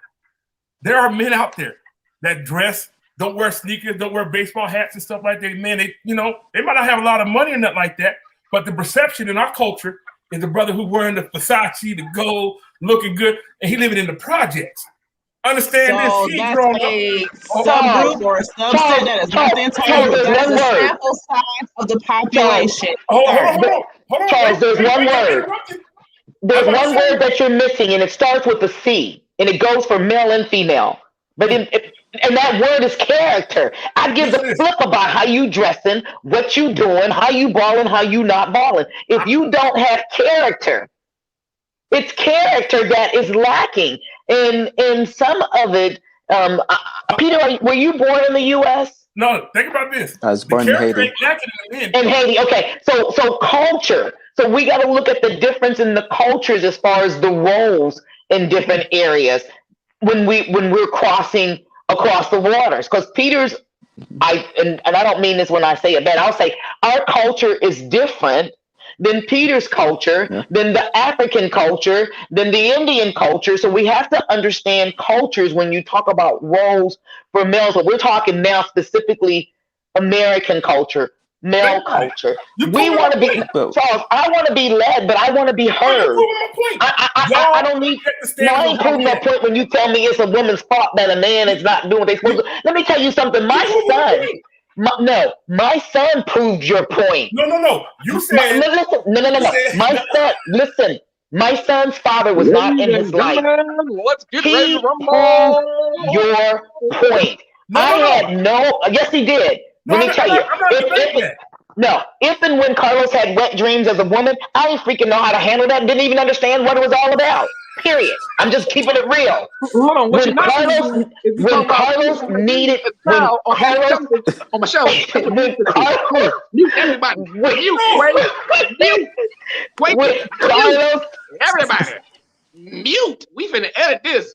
Mute, mama. What you ain't ever on my show finna be talking about me having some wet dreams on my show. That's what James finna do. I'm grown. We ain't gonna be doing that. Okay, I'll say Carlos. I'll say, well, even with the women, when we have our cycles, men don't know how to deal with that either. There are specific roles. Mute. Go ahead, man. My son proved your point because I could not give him things that you were designed to give him. He sought you out for manhood advice. It's all about the account. No. It's you guys. You guys have you've relinquished your power to us. No, what I said. Yes, that's the problem right there. Y'all twisted. All right. I said we can only hear one at a time. We can only hear one at a time. Well, guess what? We couldn't hear me. Mute. I said the women have set the standards, and you said. Go ahead, Love. Go ahead, man. Go ahead. Never in a life. Jesus watching. And you talking about me having wet dreams on my show? What you doing? What we doing? You ain't have to say all that. You ain't put my business out there in front of the world. That's G14 classified. That's why I'm telling you nothing now. That's why I went to Charles in the first place. You're going to go on the show and talk about that. That's why I went to Charles. Nah, just playing. Look, I can't believe you did me like that, first of all, but we're going to be okay. We're going to edit that, Quay. Edit. All right, you can unmute everybody. We back. That was a little commercial break. Hey, look, what I'm saying is this. Women we try to impress and attract women, right? So women say that you have to be a certain status or a certain look and stuff like that. We conform to that standard so we can attract the women. So y'all have dictated, because guess what? In the 80s, education was the thing for us. You know what I'm saying? We had to go to school. Women did not want no dumb brother. Understand this. In the 90s, you should want to be dumb for yourself, though. No. Listen to this. Listen to this. You got to forget. We came from the 70s. Them dudes was dumb. Understand? They were dumb. That is not true. They were not dumb in the 70s. Hold on. Listen. They wasn't educated. Most of them, I'm not going to say they were dumb. They was not as educated as most. Let's put it like I disagree. I disagree. Listen. So I think Charles trolling right now. I think he's trolling on the show. Hold on. Okay, hold on. Let me say something real quick. Okay, so I'm listening to what you're saying, Charles. So there's a part of that I do agree with, right? Because I said me and Chloe talk about this all the time. I do agree with you that ladies do.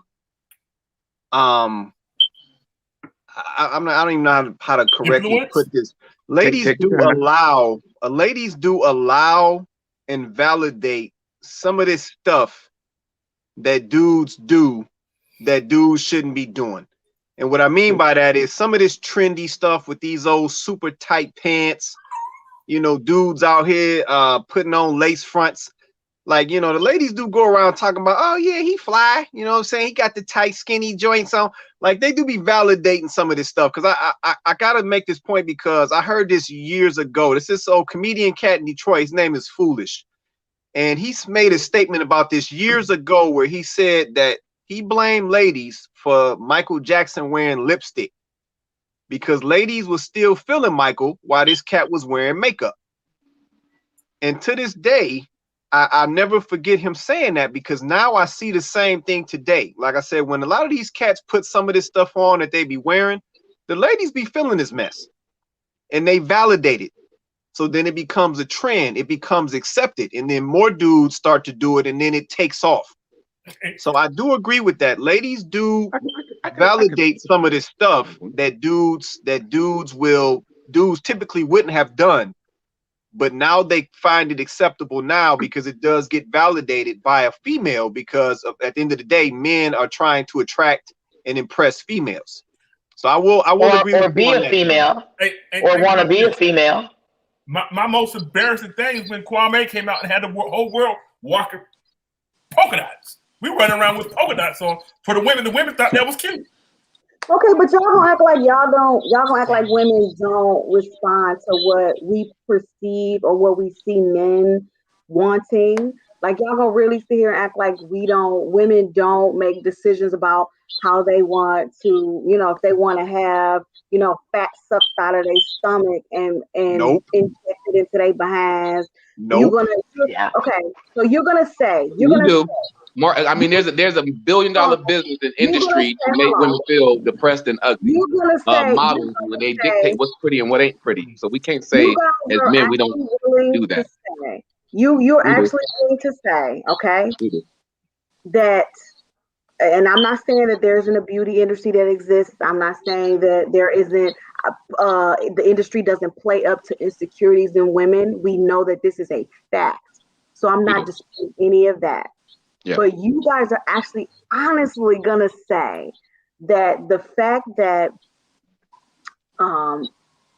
men haven't for years idolized the stripper body, the stripper motif, the stripper, the look. Don't get me wrong. I'm not saying y'all want to be with a stripper. I'm not saying that.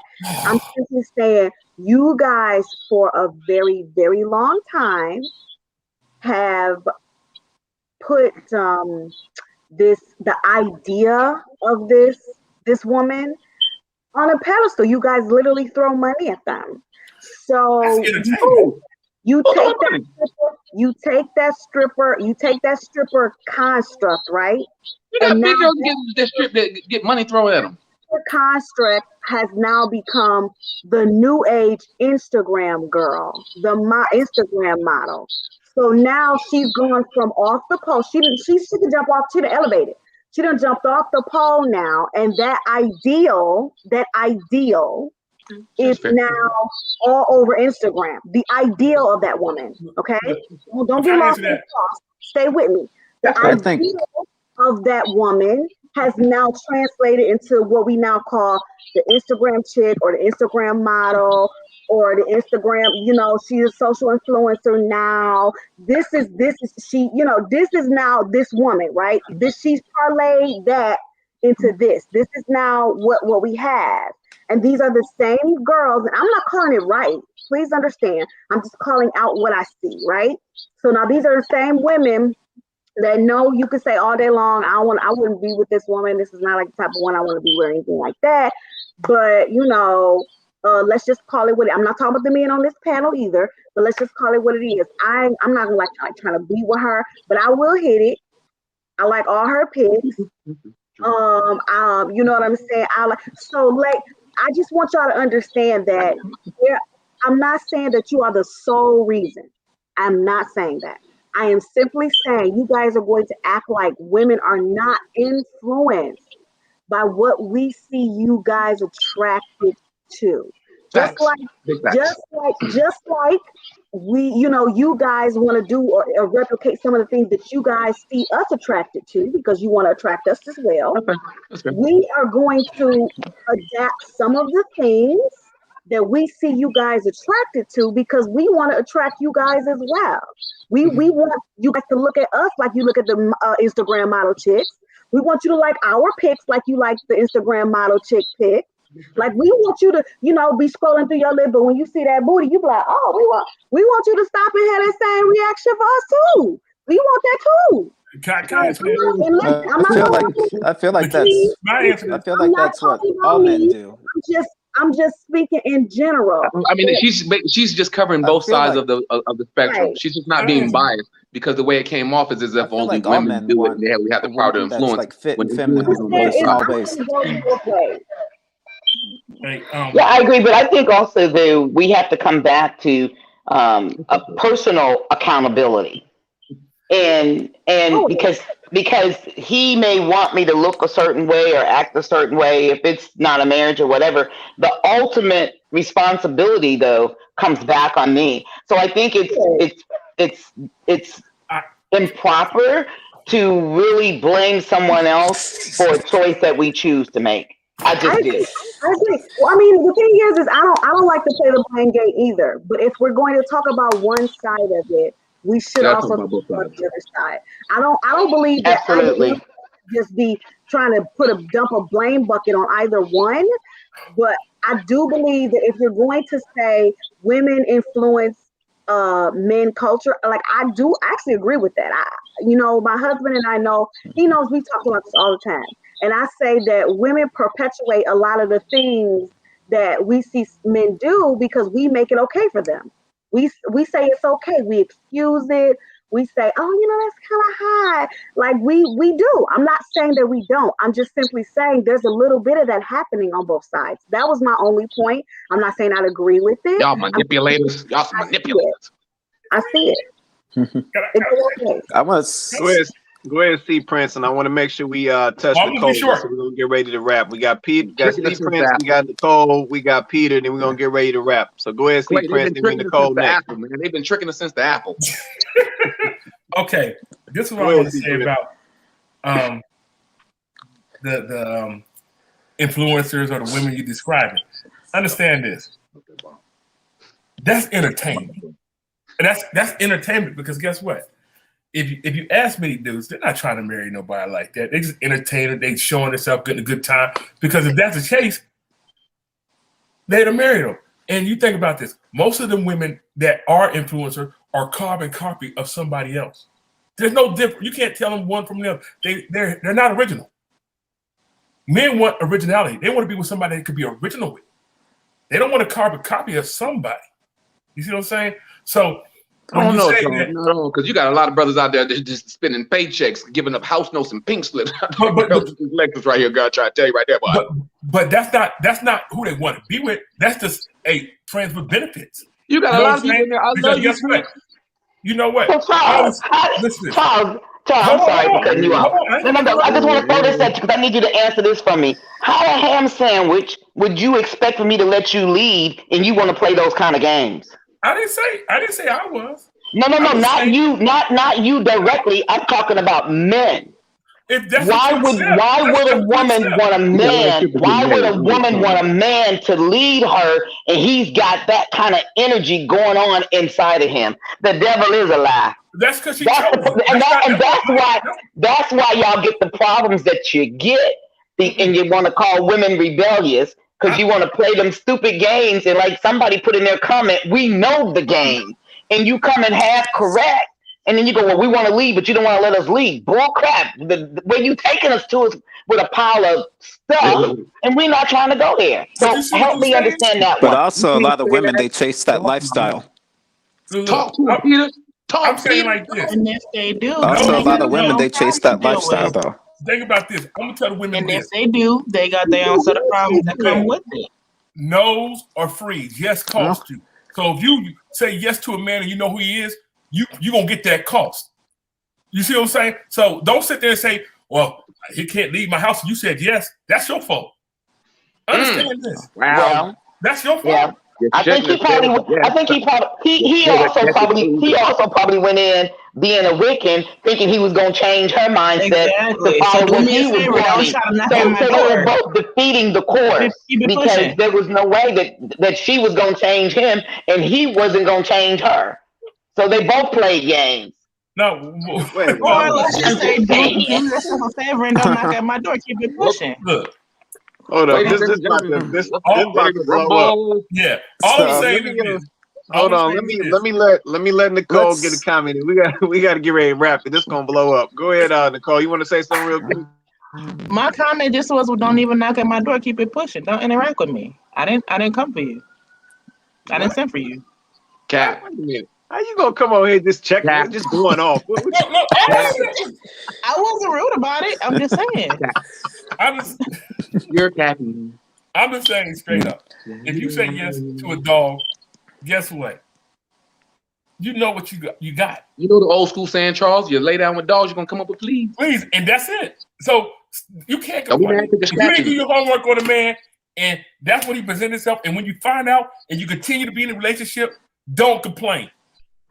Then our men That's need for to, them, but I'm just saying. I don't want you knocking at my door. our men need to check each other because black sisters need black men in their lives. So maybe it's time for you to grow up and check each other and stop being the doggone dog, sowing your seeds every freaking where, and line up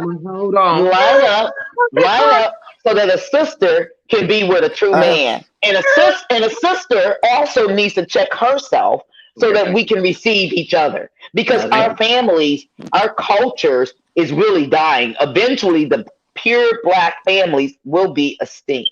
And it's time out for the crazy. I'm muting. I just want to know why, like, it's so much, like, I just need men to,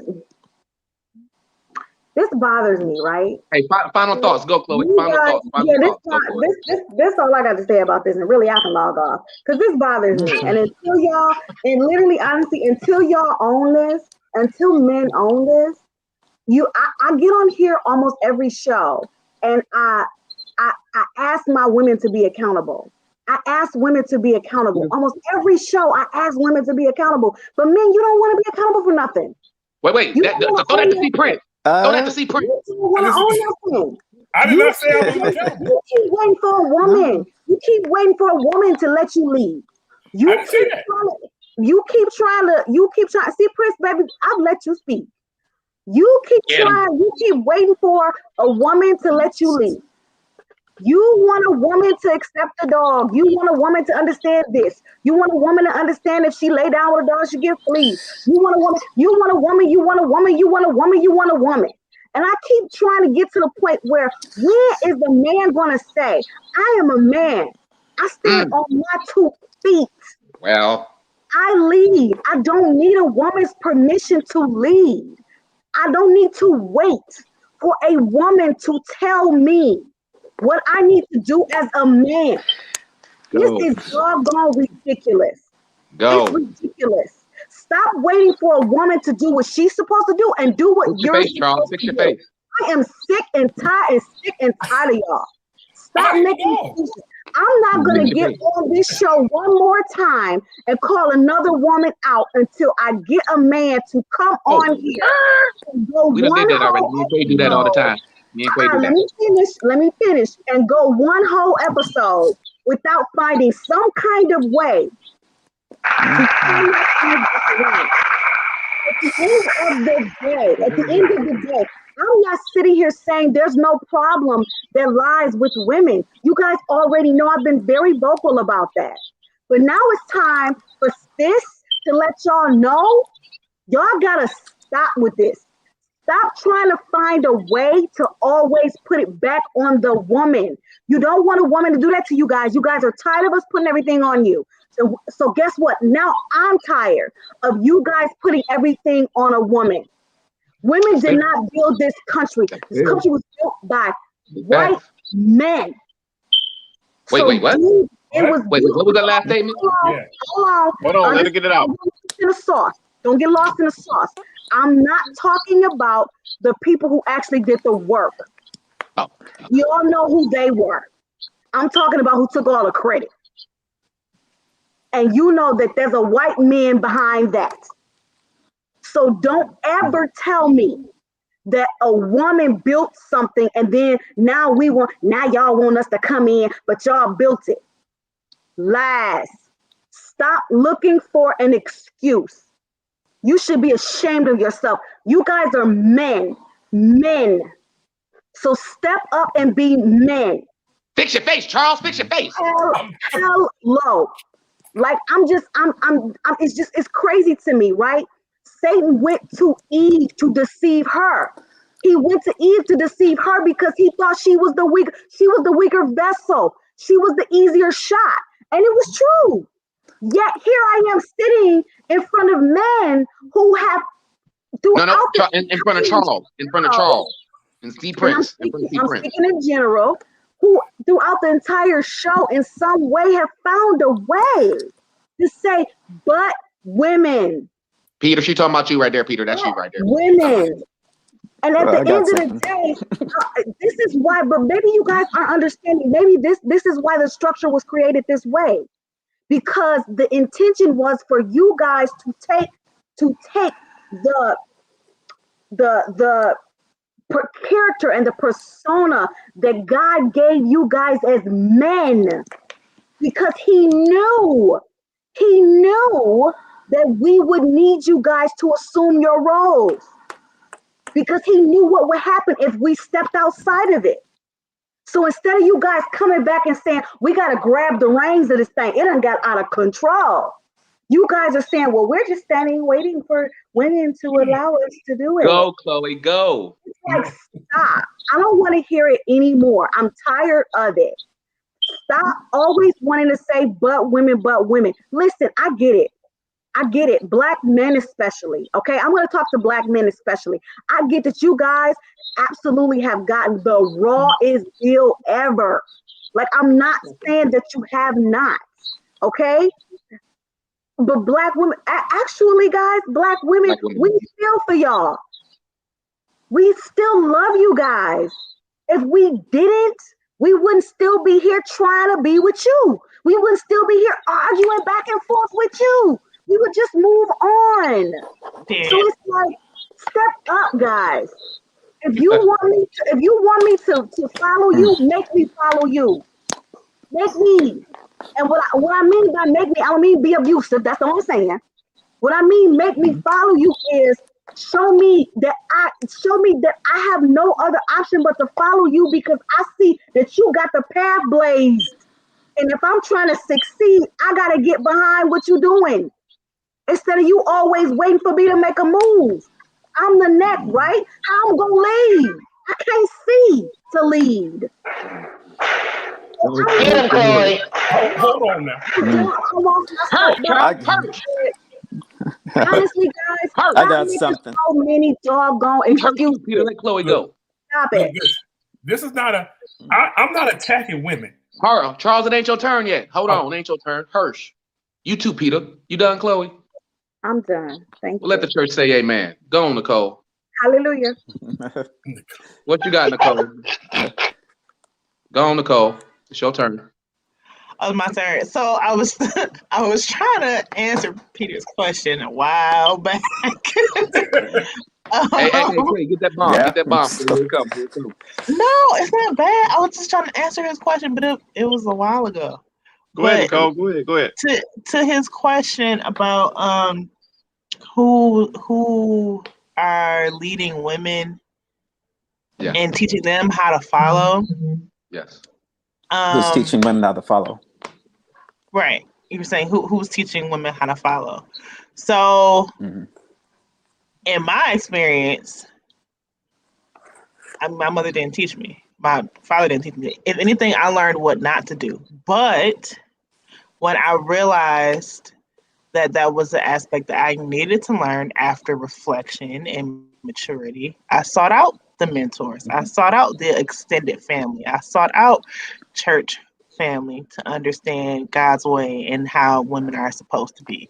But that takes maturity and reflection. And to the men who aren't being honest with themselves and how they're being led, or who aren't being honest with themselves and knowing that they don't know how to lead, they need to do the same.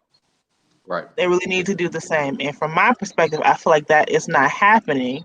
And it's just I'm running with the fact that I'm supposed to lead. If you haven't been Why do you taught think that's correctly, not happening? Why do you think that's not happening? Because you haven't chosen to take the time to reflect for yourself.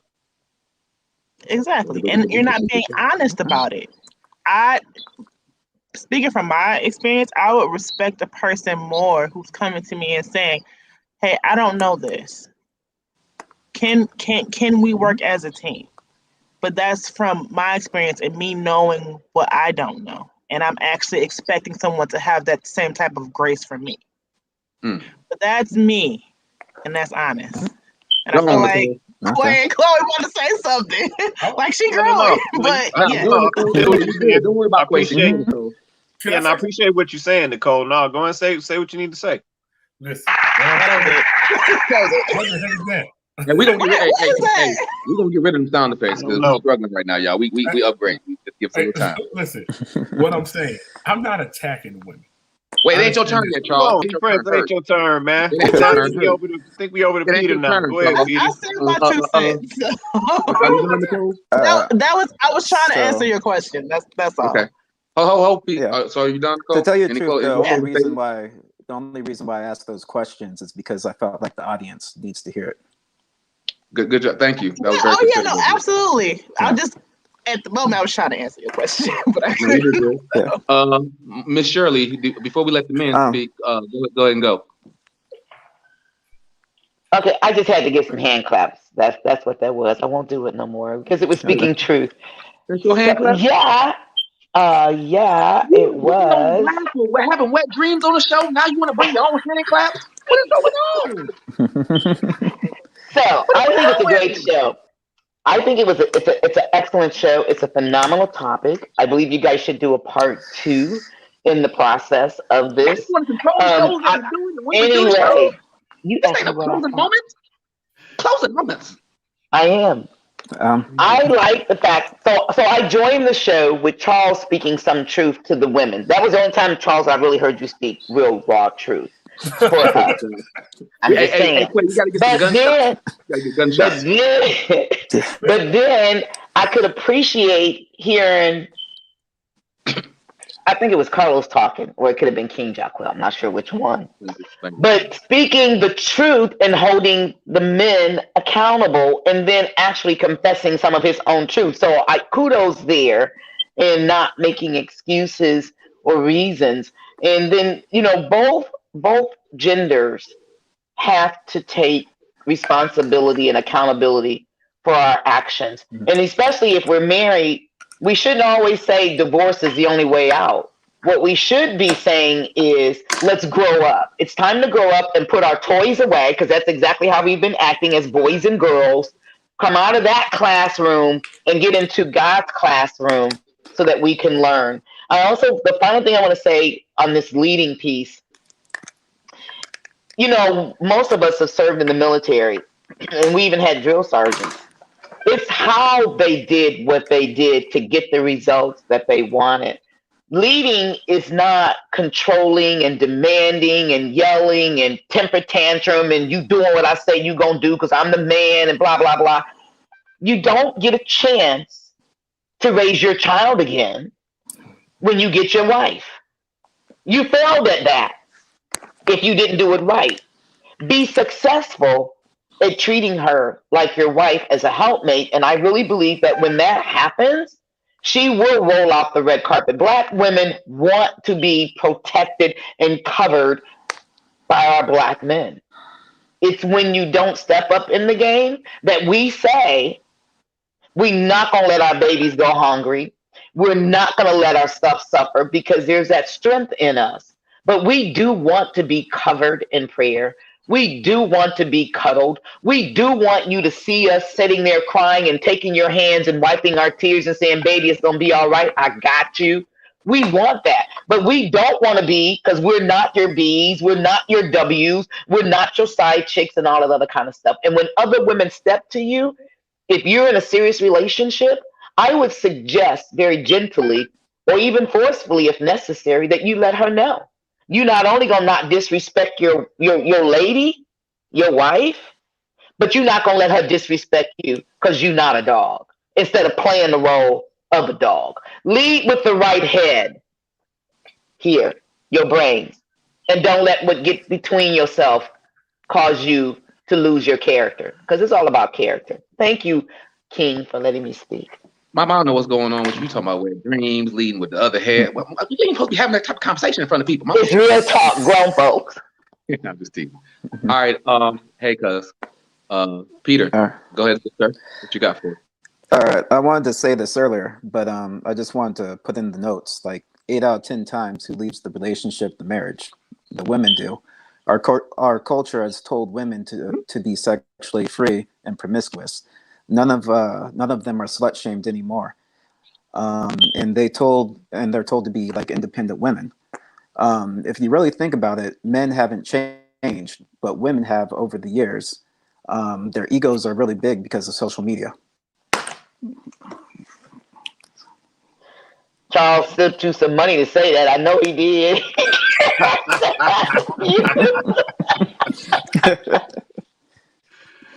Wait, that's all you got, Peter? Hell no. You my boy, but you're talking crazy right now. Hey, we got a wrap, man. Look. You know what? I'm glad you did that. Mm-hmm. Bro, I love you, but you're so wrong. And I'm not gonna lie, I'm not even gonna, you know what I'm saying? This is just a brotherly love check. Because as men, we can't keep making excuses, bro. And that's an excuse. And not one time, you know what they said back in the day? When we used to point fingers, there's 3 fingers pointing back at us. You pointed all them fingers at women, and didn't realize how many fingers was pointing back at you, bro. And we got to do better accountability with us. And I'm telling you out of love, bro, because I love you, bro. And I don't know what's going on or what happened and why you hurting so bad. But something happened where you hurting where it's like everyone else's fault. But then that's when it comes to a team's not a team if it's just I and the team. I understand that, but a team is not a team if all you're doing is pointing fingers at the partner. How y'all supposed to be on the game, on the court together, but all you want to do is put the blame and loss on her? You want to put all the wrong on her. That's wrong. It ain't just women that just leave the relationship. And then if it is 8, let's just say your numbers were correct. You said 8 out of 10. Well, then I bet you 8 out of those 10 times 7 out of 10 is probably something that the man did that made them want to leave. People ain't just leaving to leave. Why did she go? There's accountability. There's something that we doing wrong. There's something that happened on our part that was a disconnect. And the part of the disconnect is the part that you're not even talking about. The whole time, everything that you said and why you got all the reactions that you got was because where is the accountability for you? Mm-hmm. What role do you play in it? Disconnect was social media. The disconnect was... What role do men play in it, bro? And there's Pete. We That's- know dudes that are that's the dogs. thing, We they know can't. there's dudes that out there that treat women like shit. We know there's dudes that out there that have Yeah. no respect for women. We know there's parts where we fall short. We're lazy. We don't do our Mhm. job. We don't provide. We don't take care of our children, and we leave the women with the children. It's amazing that men can go on with their life, start a brand new family, leave a woman stuck with a child, and they're in a whole other state, not doing nothing for their child, and it's just on the woman. I mean, we gotta have accountability, bro. And your I comments. agree, as but I much as feel like love we're you, generalizing all men as that. I'm not that same guy that generalizing all you're men. talking about. But what you just did was you just said women, and not one thing and what one comment out of the notes you took said nothing about us. None of it was a reflection of us. Not one comment. Everything was woman, woman, woman, woman, woman, woman, woman, woman, woman, woman, woman. Hmm? And not one accountability for us. What part do we play in it? Because You if gotta she keep doing all moving, that, Los. then how we leave? Well, it goes back to the part where if all that is taking place ahead of hand, then how are men supposed to lead? Bro, how is she We supposed gotta- to follow? How gotta- is she supposed to follow you if you feel that way? I wouldn't follow you either, because that's the blind lead. No, the I blind. mean, I'm not saying me personally. I'm saying any like a whole man that bunch of thinks other that guys. way, that says it's all your fault, why would she want to stay? If everything that goes wrong and it's always her fault, where are you being the man in that situation? Because women, they're the choosers or whatever. They choose who reproduces. We got a part two of this, fellas. We gotta close this out, man. Go ahead and see Prince. You gotta close out, man. Yeah, I'm about to. I'm gonna say it like this, man. Go ahead. We gotta wrap, man. Go ahead. I'm gonna make it fast. Oh, he got saved by the bell, see Prince. Look, That's all good. We got a part Yeah. two of it, man. We Hey, gotta I'm wrap. ready. Go ahead, see Prince. Go ahead, Prince. Go ahead, Prince. to Go ahead, answer see Prince. Chloe's position, I have never waited on a woman to lead me, ever. I lead them, and that's not being the chauvinist. I take care of my house. You know what I'm saying? I raised my children. I've done all this. I mean, because I'm responding to a general conversation. It's about how women are going. You know what I'm saying? It's not picking on them. You know what I'm saying? I can't pick on something without facts, or I can't say something without facts. You know what I'm saying? There's a lot of bad men out there. I'm not saying that. Mhm. I'm saying that everybody's accountable. But I was raised that a woman will choose you. That don't mean that you gave her your headship, because she chose you. She's gonna let you know she's interested in you. And guess what? If you interested with her, you're gonna reciprocate that. You know what I'm saying? Even though you know what I'm saying, you forget I grew up in a different era than what y'all grew up in. BC, you know what I'm saying? And different values from y'all. You know what I'm saying? So I see the world in my eyes, and y'all see your world in your eyes. And understand that's when the age difference shows that there's a whole different bracket. You know what I'm saying? So a lot of stuff that y'all tolerate in y'all generation will not be tolerated in my generation at all. What? Oh yes. What about let's What go was baby? your generation? Raise What was your generation? Sugar Shack. Let them close. What was Let your them close. generation, No, let's Tom? We gotta wrap. Like, We gotta wrap. look, like straight calling women out the name and stuff like that. Women calling each other out the name. They did it all the time, Charles. No, Stop lying. hold on. They might have done it when in their groups, but they wouldn't be out in public. Oh, listen. Listen to this. Listen, when I grew up, I grew up in a good community. Yeah, they slut shamed You know what I'm saying? I'm not saying it didn't happen. What I'm saying to myself is this: women were right here. They had a standard, and I had to reach the standard to be with them. You know what I'm saying? Because they didn't want nobody that couldn't give them what they thought they should have. You know what I'm saying? Or what they think that their life should have been with them. And a lot of and y'all like, because I'm saying there's lower standards now. There's lower standards. I look at listen to this. I look at my son. I got 2 sons, and I tell them, lead your house. Don't drop down and not lead your house. You know what I'm saying? Don't accept something that you shouldn't accept in your house. You see what I'm saying? I'm not saying Chloe's wrong. I'm not saying Carlos is wrong. But I'm saying everybody's values are different. And we can't generalize everybody should be this way. You know what I'm saying? Because it doesn't work for everybody. You know what I'm saying? That's all I'm saying. It's like we got to be accepted, and we got to grow. But at the same time, we have to understand that people are brought up in different ways on how they achieve the household, to be the head of the household. And that's all I'm saying. I'm not saying nothing to say that you're wrong, I'm right. I'm just saying there's different means and different avenues to get to what everybody's talking about. And we got to accept how they go about it. And you know what I'm saying? And we can't question. I mean, we might not approve, but you can't question somebody's happiness. Okay. What I worked for our appreciate that, parents man. might not necessarily work for us nowadays.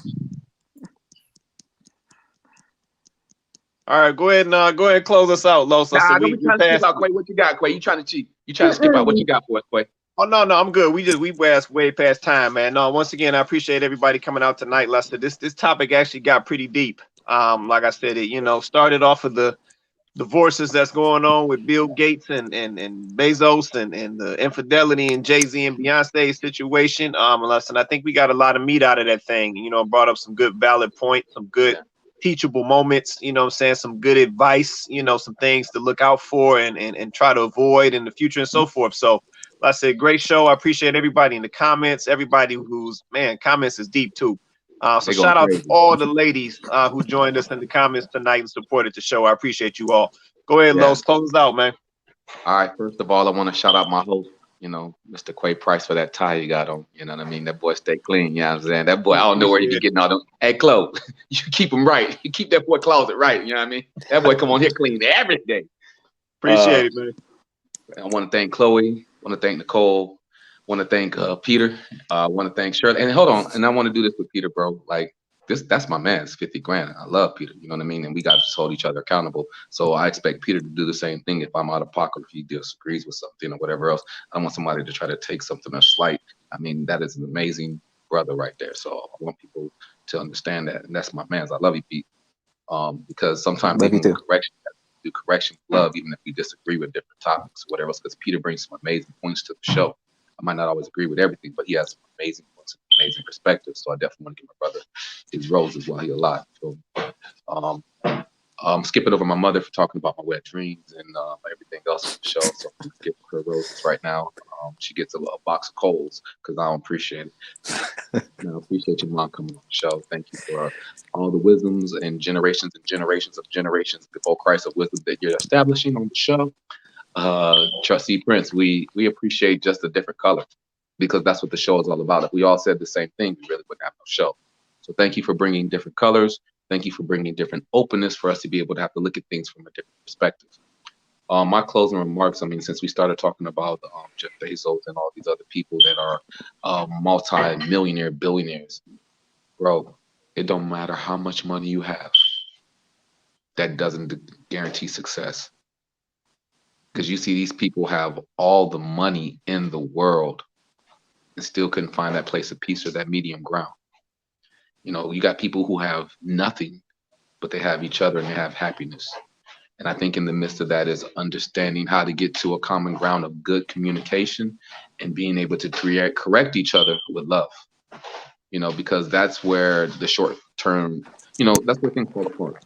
Things fall apart when you can't find the love in the correction, or it's personal, or it's taken the wrong way, and how to go about having that and being able to receive that and not just getting in your emotions or letting the emotions take the best. Because I fell short of that personally. You know what I'm saying?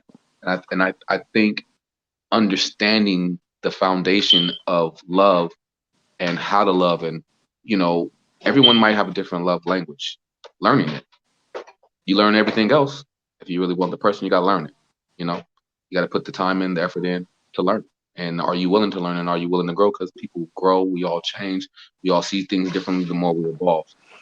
Last but not least, culturally, I think as a culture, we've been conditioned and we've been brainwashed, and we've stopped loving each other as a culture. And we do more hating and we do more talking about it, more gossiping than we actually do getting back to the foundation of loving one another. Men, accountability, responsibility, and the responsibility is no more than the ability to respond. Got to step up to the plate. Can't want all the glory if we don't want to, like I said earlier, be responsible when it comes to when things fall short. We got to be able to lead by example. We got to, if you don't know, go learn. I'm learning. I got to go learn. There's a lot more that I need to learn, or whatever else. If I just have the expectations of wanting to be the leader, I just can't. want the position without putting in the work just as well. And if it's worth it, then anything worth having is worth working for. Remember that old saying, if you go work for something, then you'll respect it, you'll appreciate it more, you know. Ladies, just for the fellas, you know, from this perspective, I apologize for things where we fall short at. We all have to do better, and we all have to hold each other accountable. But at the same time, Chloe, I do appreciate you holding the ladies accountable for, you know, where they fall short, because we all can do better. It's never just one-sided and one side needs to do this and the other side not, because then it's in our blind spot. You know what I mean? If we just start pointing fingers, and if we start pointing fingers, we'll never get to the end goal, which is back to love, you know. And I think this person said love is the absence of God, because God is love. You know what I mean? And if you're allowing God, I'm not trying to put God on anyone else, which is how I believe or whatever else. If you're leading from that perspective and it ain't about you, because you guys are a team, then you'll learn how to work through the highs and lows, because it's not always going to be highs. That's not, life is a roller coaster ride. A relationship is a roller coaster ride. You know, there's things that you got to learn how to get better at to be able to succeed. So I appreciate everyone on the platform, everyone in the comment sections. Hey, join us, man. Join us. We want to see some fresh faces. We want to see some fresh, you know, different races, every color in their crayon box. We want to see some different positions, different titles, different perspectives, because that's how we all grow. And that's what this whole show is about: growing as a community, learning as a community, discovering new things. Because what's the point of living if you don't want to discover new things and grow as a person? There's a big difference between living and existing. And we don't want you guys just to exist on the show. We want you guys to live with us. You know what I'm saying? And if you don't want to show your face, Quay let you know. You don't have to put your camera on. You could just come up on here and you could just speak your piece in the privacy of your home, just like Miss Shirley gave you guys an example right now. You don't have to show your face if you're worried about any backlash or anything like that, even though her picture's still right there. We can see her face.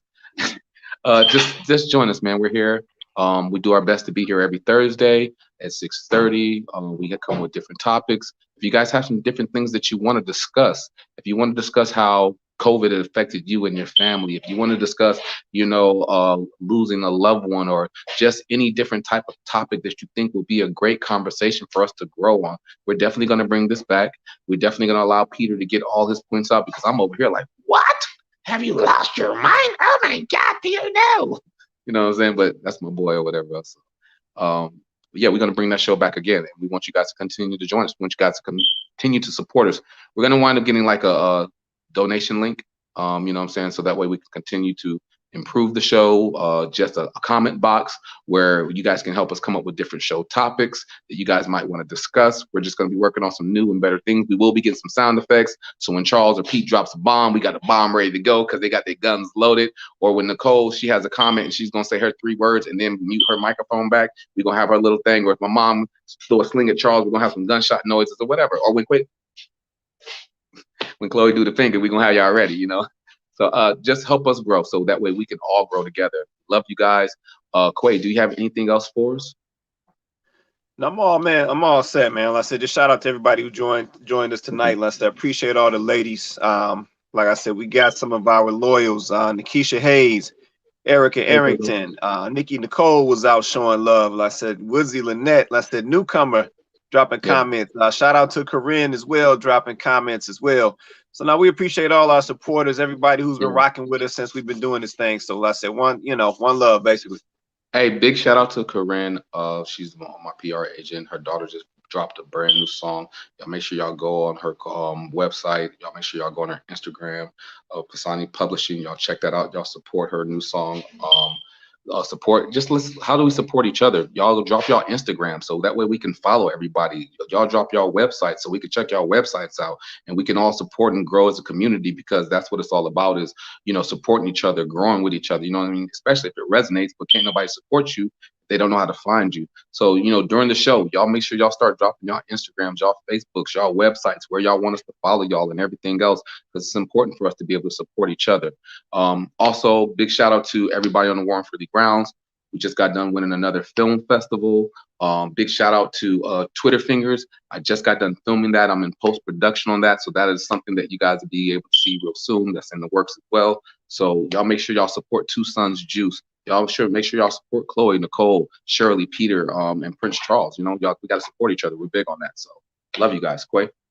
So now we appreciate it. So like I said, we do this show every Thursday night, 6:30 p.m. Eastern 6:30 p.m. Pacific Standard Time, 9:30 p.m. Eastern Standard Time every Thursday night. So once again, it's Look in the Mirror, the conversation. I'm one of your co-hosts, Quay Price. We got our other co-host, King Jarquil Martin, and we will see everybody next Thursday. Have an awesome night. Yeah.